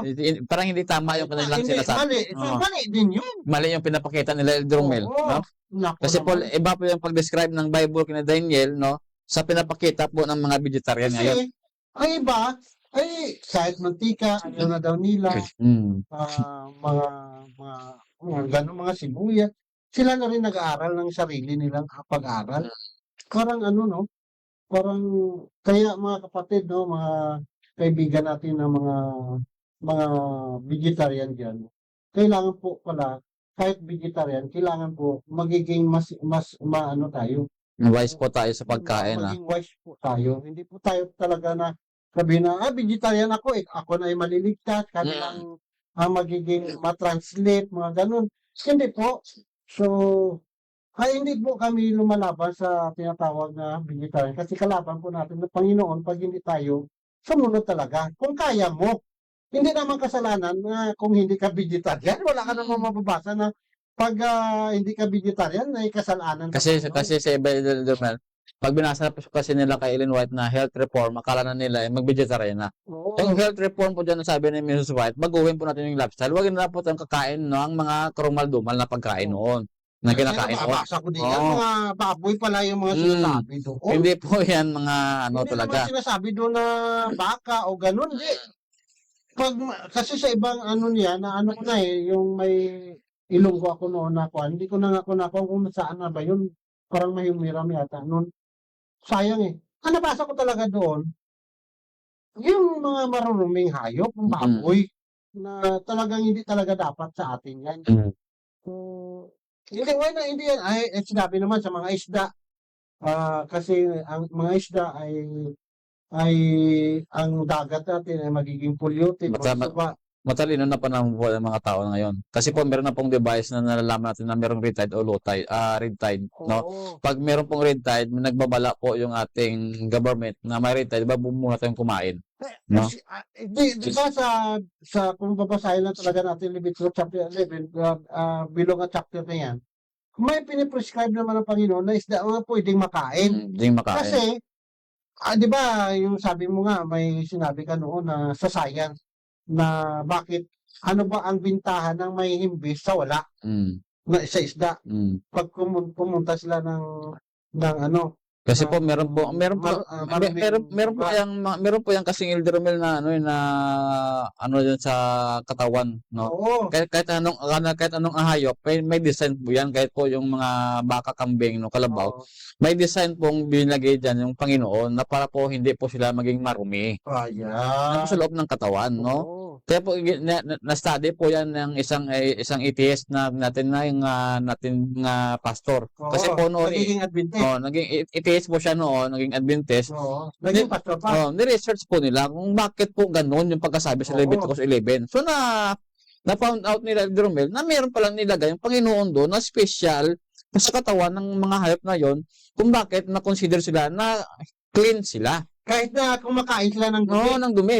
Meron talagang nilagay doon ng Panginoon na design na yung kinakain nila, kaya nilang i-separate yung madumi at saka yung malinis. Ayan. No? Di ba yung isda na may hasang, yung may kapay, na sabi makakain, may himbis, yung pala, di ba may hasang? Di ba yung mga walang himbis, walang hasang? Ano ba yun? Hindi naman, no? So, meron lang talagang ginilagay yung Panginoon sa katawan nila, Elder Romel, na merong kakayahan na yung linisin yung bago pumasok sa katawan. So, yun po yung kanilang discovery, no? Yun po yung ano nila. So kaya yung isda niyan, pag inano mo, dapat kunin mo talaga yung mga ano niya. Yung mga laman loob kasi niyan. nandyan talaga nakastack yung kanya, yung dumi. Pero sa katawan niya, pumasok para doon, hindi para papasok yung dumi. Kasi may nakadesign ng Panginoon sa loob ng bituka ng isda na hindi po makadirekta sa katawan ng isda o pinapakain. Ganun din sa mga land animals. Ha? Meron po yung may design po yung Panginoon. Huwag niyo pong questionin. Meron pong design yun. Hindi na may papakain natin ng Panginoon kung wala sang inilagay na protection dyan. So, for example, kanina na-mention yung pig. Yung baboy. Oo. So, tinignan nila yung katawan ng baboy. Oh, bakit Ano nga? ba yung sa katawan ng baboy? Bakit di consider na marumi? Oo, So, na-found out nila, Romel, na yung sa loob ng katawan ng baka, baboy, kambing, yung kalabaw, kambing, oo. no? Wala doon sa katawan ng baboy. Iba pala yung Iba sa loob yung, ng baboy. iba yung sa loob. katawan Oo, ng- iba yung sa loob ng baboy. Oo. So, ibig sabihin, pag ang baboy po ay kumain ng marumi, diretso talaga sa katawan niya. Hindi na, wala na talagang Walang process, Oo, wala no? na. Hindi kagaya ng kalabaw, kambing, baka, meron pang process bago po mapunta yon sa katawan nila. Oo. No, may process po So, talaga. siguro, Erwin, siguro, maganda siguro, bigyan natin ng pagkakataon na kung ano ba ang mga sinasabi ni Lindy White yan tungkol sa pagka-vegetarian o hindi vegetarian para Ito po, makuha natin. tingnan po natin na sabi dito sa Proverbs chapter 23 verse 21, no? Yun yung sabi ni Miss White na pag ikaw po ay sobra-sobrang Oo. pagkain, Oo, ilasinggero ka. Tama naman po si Miss White. Nandiyan po Oo, naman sa Proverbs chapter nandiyan sa 23 verse Biblia. 21, no? Ito po sabi ni Miss White, intemperance in eating, even of healthful food, ha? Ang wala pong pigil sa pagkain, Elder Romel, kahit na po siya ay healthy na pagkain, no? Will have an injurious effect Ayan. upon the system. Yun, Elder Romel, pag sobra-sobra din po yung kinain mo, kahit po healthy pa po yan, may Oo. danger pa rin yung katawan mo. Ibig sabihin kapatid, na tapos ka kumain, kakain ka na naman. Mm. Hindi pa nga nakaabot ng 4 o 5 hours, Mm. kakain ka na naman. Magiging may delikado ang katawan natin. Ma-injury din yung katawan mo, Oo, Elder Romel. At ito delikado po, sabi pala. niya, and will blunt the mental and moral Ayan. faculties.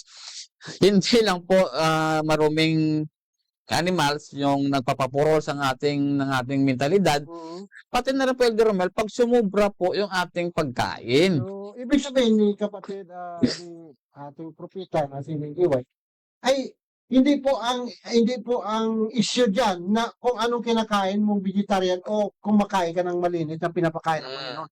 Kundi ang issue diyan, Overeating. ang pagsobra-sobrang kain o hindi naman sa tamang oras na pagkain. So, ito po sabi ni Miss White, ito po sabi niya, after the regular meal is Oo. eaten, the stomach should be allowed to rest for 5 hours po. Ganun Yun talaga. po yung kain ka ngayon, mamaya kakain ka naman, Oo. nandito kakain, hindi pa nga natunaw, kakain ka naman Oo. ulit. So, hindi po tama yun. Kasi nabasa ko din lang sa Ilonggo na version na kahit isang batong rice, hindi mo pwede o isang Ito naman na, Ayan.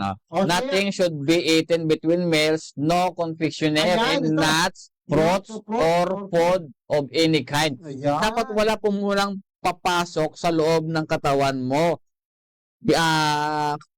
after kumain. So dapat hintayin mo muna yung 5 hours. 5 or 4. 5 hours, 5 to 6. 5 to 6 po yan, no? 5 kasi po yan po 5. So, yung process po kasi ng digestion, Elder Romel, 4 hours po. No? yan. Yung pag-digest na 4 hours and then distribution po yan 1 hour, no? And then 6 hours ka pa after that 1 hour, no? Doon ka pa kakain ulit. So, ibig sabihin kapatid, ang 4 hours na yan, ang Digestion. katawan natin Nagda-digest. yan. After 1 hour naman, para magiging 5 hours, doon na i-process sa ating katawan. Distribute na yung mga nutrients. I-distribute na yung mga Nutrients sa katawan So, natin. ibig sabihin, pag pinasukan mo na hindi pa nakatapos ng 5 hours, No. So, Madi-disturb, Elder Romel. magiging disturb na siya, gagawa na naman siya ng ano. At yan po, magtuturn to acid yung kinakain Ayan natin kasi po pala. hindi po disturb. Kasi po, yun po yung sabi ni Miss White, kaya po lasinggero ka sa paningin ng Panginoon pag ikaw sobrang kain kasi po nagtuturn to acid yung natunaw na pagkain Kaya hindi pa pala minsan na-distribute. sumasakit ang ulo natin, Ah, no? Humihina ang katawan natin. Ganun palang nangyayari. kasi po yung ating stomach, Elder Romel, hindi na po kaya yung Oo. hippie natin. So yung Kaya nga yung kahit brain- sa akin minsan mali yung din yung brain natin, Elder Romel, nagre-response kaya nga kasi, no? Nagre-response yung brain, tumutulong yung brain natin. No? Lahat ng mga body organs din sa katawan, tumutulong po. Yung kanilang mga energy doon po pumupunta sa Kaya stomach. pala kapatid, pag sobrang kain mo, parang masarap matulog. Oo. Ay, yun pala. At saka parang natatamad kang gumalaw. Oo, parang mamaya na kasi natamad pa ako gumalaw. Oo. Yun pala. No. Okay. So, hindi po issue dyan yung ano ha, yung overeating po, nabasa na po natin kanina, kahit po gulay pa yung kainin mo, pero pag sobra-sobra, mali din naman, sabi ni Ellen White, no? So, ito po sabi dyan sa Romans chapter 14, verse 2, Jermel. May tao na may pananampalataya na makakain ang lahat ng mga bagay. So, hindi po dyan kasama ang mga unclean ha? Oo, hindi Po yan, hindi ginagamit din kasi Oo, ng mga hindi ibig sabihin na lahat ng bagay, ito na, kasama yung baboy. Hindi po kasama yung baboy dyan. Ngunit, Always nyo pong sa mind nyo na hindi po hintil ang sumasabi niya na Hudyo po ang nagsasalita dyan. So, ibig sabihin, pag sinabi niyang lahat ng bagay, yun lang po yung prescribed sa Leviticus 11. yun, Ha? lahat na bagay na prescribed ng Oo, Panginoon. sa Leviticus Yun 11. na ang ibig sabihin ni Pablo.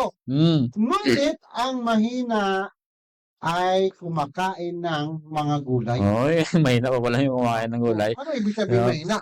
Ano? Yung sabi dyan doon, mahina doon sa pananampalataya. Pananampalataya. So, hindi na, pina-emphasize lang po ni San Pablo na hindi po lahat kumakain ng gulay ay malaki po yung pananampalataya. Ha? Meron din naman kumakain ng gulay na hindi naman po talaga nananampalataya. Marami mga ganun yung Jeromel ng mga vegetarian. Kaya nga, ang ibig sabihin ay pag sabi nila, pag vegetarian ka, parang iniisip nila na sila na ang tama at sila na ang maliligtas. Hindi po ganon. Kasi bilong po kayo sa mga mahina. Sabi ni San Pablo. Bilong po kayo sa mahina. Hindi po kami nang lalait. Ito po sinabi ng Biblia. Biblia po ito. Ay sino ba ang mas mataas? Ang Biblia o ang Spirit of Prophecy? Iba po. Kasi hindi naman nagsasalungat ito si Lydia. Hindi po. Ang tao lang po nagbabasa ng salungat. No. Yung interpretation na po ng tao, yung interpretation niya sa Spirit of Prophecy at saka interpretation niya sa Bible, yun po ang nagsasalungat, no? At Hindi saka, yung mga, halimbawa, kagaya namin, no? Hindi po kami na ibig sabihin na kami kumukontra sa pagka-vegetarian. Mas maganda po kung kaya mo mag-vegetarian. Pero wag mo pong gagamitin na pagka-vegetarian ka, ay ibig sabihin yung iba dyan ay hindi na maligtas. Marumi na. Parang hindi na matranslate. Yan ang, kasi may binabasa sila ka elder na hindi na matranslate pag vegetarian. Nandiyan po yan sa councils o diet and food. Nga natin yan para maintindihan ng ating mga kapatid. Kasi ginagamit talaga nila. Meron nga tayong kilala ngayon, no, na vegetarian siya, no? Grabe siya magturo about vegetarian. Pero bakit umiba po siya ng religion? Yan ang masama doon. Diba? Kaya nga mahina sa pananampalataya. Nag-claim siya na siya daw ay believers na of Christ noon nandito pa siya sa loob ng Seventh-day Adventist. Bakit ngayon umiba na po siya ng religion? Pumasok po siya sa may the servant of sin. 13 bloodlines. Nandun sa nandun pa siya na creation of Babylonian Brotherhood, din yung sinamahan niya. So, dito lang talaga may nagpapakita na yung mahina, no, na kumakain ng gulay, ibig sabihin po, mahina sa pananampalataya. No? Hindi po lahat ng vegetarian ay matatag yung pananampalataya sa Panginoon, no? Pinapakita lang po dyan ng San Pablo na meron din namang vegetarian na mahina talaga yung kanyang pananampalataya. Kaya po, umalis po sila dito. No? Umalis po sila dito sa loob ng Seventh-day Adventist at gumawa din sila ng kanilang sariling religion. Na yung kinukontra nila sa Seventh-day Adventist yung pagkain ng flesh o ng laman. No? Na hindi naman yung ginagawa ni Mrs. White. Marami naman tayong mga vegetarian na dito sa loob natin. Hindi naman gano'n sila. Hindi naman gano'n ang magturo. No?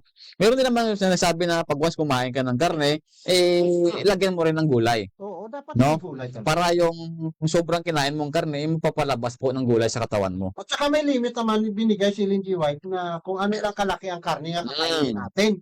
Kaya pag sumubra dyan, kasi po, based din po sa observation, no, hindi po dapat lumagpas ng kalahating kilo sa isang week.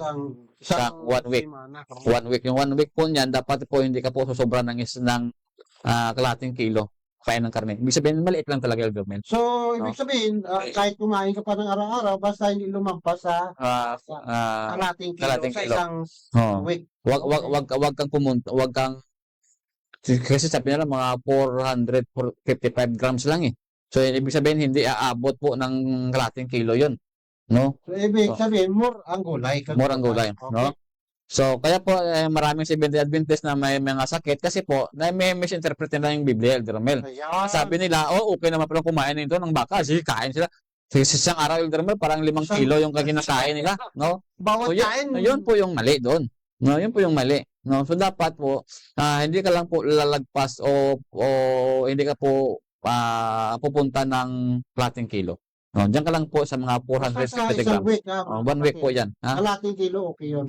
No, so Okay. ito po sabi ni Jeremiah sa verse 3. Okay, dito po sa Romans chapter 40 verse 3, sabi po, ang kumakain ay huwag magwalang halaga Mm. sa hindi kumakain. Ayun. At ang hindi kumakain ay huwag pumatol Mm. sa kumakain sapagkat siya'y tinanggap ng Diyos. Ay, ito gagamitin naman ito ng mga ibang Ibang sikta. sikta. Yung issue po dito sa Romans chapter 40 na yung pagka-vegetarian at saka hindi pagka-vegetariana. Oo, Hindi hindi po 'to mga karumal-dumal. Hindi po dito dala ni San Pablo ang karunungan Oo. ng wala. Ito po ay ibig sabihin ng mga pagkain na pina-prescribe ng Panginoon kakainin. Hindi po yung hindi pinapakain ano ba Panginoon nagsalita sa noon na yun iibahin niya Oh, naman. meron yan kasi Ano? Mer, sa pag yung pong pinuntahan niyo yung verse 40, chapter 14 na yan, meron ka talaga mababasa diyan na yung kumakain ng marumi. So yung marumi po diyan, hindi po yan akatarton. Hindi po yan yung marumi na sa Leviticus 11. Halimbawa siguro kumain na hindi nakangugas ng mga kamay. Hindi, ibig sabihin, Dermel, yung example ba, yung kumain ka tapos nahulog, kunin mo. Kinain. Hindi naman makaano, yun ang ka-epekto. Ibig sabihin po dyan ni San Pablo nga marumi is narumihan. Hindi po yung marumi. Narumihan na. Ang malinis, narumihan. Narumihan. Ganun po yung ibig sabihin nun. Kaya po, wag po kayong lumabas sa konteksto. Kasi sila, Elder Mel, pag nabasa po nila na ganun, ganito, automatic sa kanilang mind, kasama na yung baboy. Kasi po natural. Wala namang baboy. Kasi po natural na po sa kanila na kumakain kasi sila ng baboy. Kaya po pumapasok sa isip nila, pwede na pala yung baboy. Doon yung pumapasok na nagiging marupok na po yung kanyang kasi pag sinabi yung marumi, kala nila yung baboy na. baboy na. Kasi may words na marumi. Yeah. Wag po nating gumawa-gawa ng kwento, no? Okay, so wala na po. So wala na, no? So, yun po, no? So, hindi po dyan issue yung mga, dyan sa mga vegetarian. Ayan. So, pero darating talaga ang panahon na, na hindi na po tayo makakain ng laman. Hindi na. Kasi, darating talaga araw kasi na yan. po yung pagkain na po, yung ibibigay natin kaya po ng pagkain doon sa Exodus. Ayan. No? Ibibigay ng Panginoon kasi Ibibigay hindi ka na nga hindi ka na makabili. O hindi ka na makabili. Ay, ano pa makakain mo? Ay, ibibigay na lang ng Panginoon. Yan kaya, mga kapatid, doon na lalabas o doon na mangyayari yung pinaka-totally vegetarian sa maikling panahon lang, no? Pero dapat ngayon kung kaya mo lang natin mag-vegetarian, gawin mo. Wala namang problema. Pero pag vegetarian ka, wag mong hamakin, gawin ang pagka-vegetarian mo na parang inaatulang mo ng iba na parang wala na maliligtas. o wala na. Meron ako nabasa dyan, Elder Romel, na sabi ni Mrs. White, yung taong gano'n yung kanilang paniniwala, sila po ay hinambing ng Ellen White doon sa Revelation chapter 12 verse 9, yung manunumbong. Yan, 12 verse 11. Yun po yung sinabi ni Mrs. White na parang sila po yung si Satan ay ginagawa po nila ng kasalanan yung tao na wala namang kasalanan. Ibig sabihin kapatid, yung Panginoon natin na pinahintulutan niya kainin, parang binigyan na tayo ng turo na ngayon okay, ngayon hindi. Parang nakaka-confuse, no? So nagbibigay sila ng confusion sa loob ng ating pananampalataya. Kaya mga kapatid, no, lalo na sa mga hindi po kami against sa tinatawag na vegetarian. Kailangan po natin mag-vegetarian. Pero sa mga tao na hindi naman nila kaya mag-vegetarian, sila na bala, tuturuan lang sila ng tamang pagkain na hindi po sumubra. No? Kasi pag sumubra, ay ganun din. Kahit na vegetarian ka, pag sumubra yan, ay mali pa rin yun. Kasalanan pa rin yun. Kaya no, dapat maging tayo sa tama, ha? Mga kapatid. So, vegetarian po kayo, magiging vegetarian. Mas maganda yun po yun. Pero wag po nating isipin na yung hindi nag-vegetarian ay parang sila na po ay walang kaligtasan. So, kaya sabihin nila ay paano ma-translate ang tao pag hindi mag-vegetarian. Hindi naman ganun. Bakit si Elijah na-translate naman? Kasi karne naman yung kinain na doon. Ano yung mga dati na mga carnivorous yun? Di ba? Dahil ano natin kay Sina Abraham nga, kay Abraham. kumain nga eh. Diba? Sina Jacob, Oo, at saka Jacob, Esau, oo. pininta pa nga niya yung Dahil lang sa birthright niya dahil sa sabaw. Oo. Kasi po yung pagkain kasi nila parang lugaw na mayroong karne sa loob. Yun yung Kagaya din sa atin dito, lugaw, Kaya- manok. yung goto, Oo, yung goto goto. ba, yung parang ganun. Yan. Okay, so maraming salamat po sa ating mga kapatid. So, bago po tayo magbasa ng mga greetings o kaya mga comment ng ating mga tagapanood, no? Manalangin po muna tayo kasama ni Elder Zoe. Okay, po kami. O Diyos, maraming salamat po sa liwanag ulit na binigay niyo sa amin. No, nawa po, Panginoon, ay ito po ay makatulong sa aming mga kapanalig at sa hindi rin po kapanalig naming mga kaibigan na ito po sana ay kung tapigbigay sila o Diyos ng impormasyon ng buong katotohanan. Amen. Salamat po, Panginoon, sa itong oras na binigay mo rin sa amin. Salamat din po sa mga manonood na yung binibigay sa amin po na nag-encourage sa amin na magpatuloy sa ganitong gawain. Kasi po sila po yung aming inspirasyon, Panginoon, na kami po ay mag-research pa at gumawa ng ganitong mga programa. Salamat po sa lahat. Kasi po ay pagpatawad sa aming mga kasalanan. Ito po ay aming dinadalangin sa pangalan ng Ginoong Hesus. Amen. Amen. Okay, so magandang gabi po sa ating mga kapatid. Ito po kasama natin si Bible Vlog. No, good evening po sa lahat, sabi niya. So, good evening Si din ano, sa si Swin Shin, si Swing Shin. Layola. Layola. No, so, Layola. ano niyo po, no, abangan mo po yung aming sagot sa tanong mo, no? Gagawin po namin ng video yun. Short video lang po yun, Oo. no? Short video. Sa You Shall Know the Truth, no, abangan nyo yan. Okay, dito kasama din natin si Sister Meridian Iverson. Magandang gabi po sa Sister Meridian sa bayaw ko, no? Sa kay Isidro Dionisio, sa mga pamilya namin dyan. Dionisio, magandang gabi po.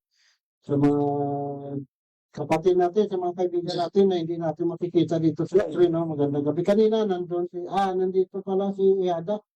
Si Cecil Dador. Dador Amoroso. Asawa po ito ng The Bible Club. Okay. So, magandang gabi po sa iyo, Iada. At sa inyong baby girl dyan, magandang gabi. Okay? Sa mga kapatid natin na hindi natin makikita dito.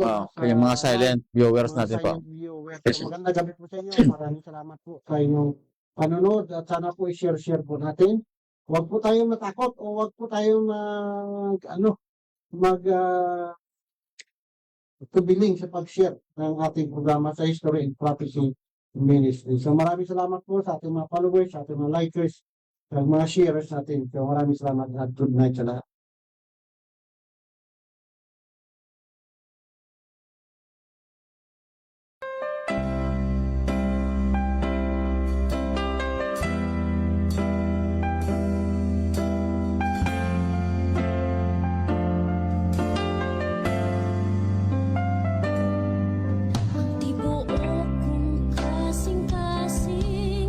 Alang lamang kanimo, walay lain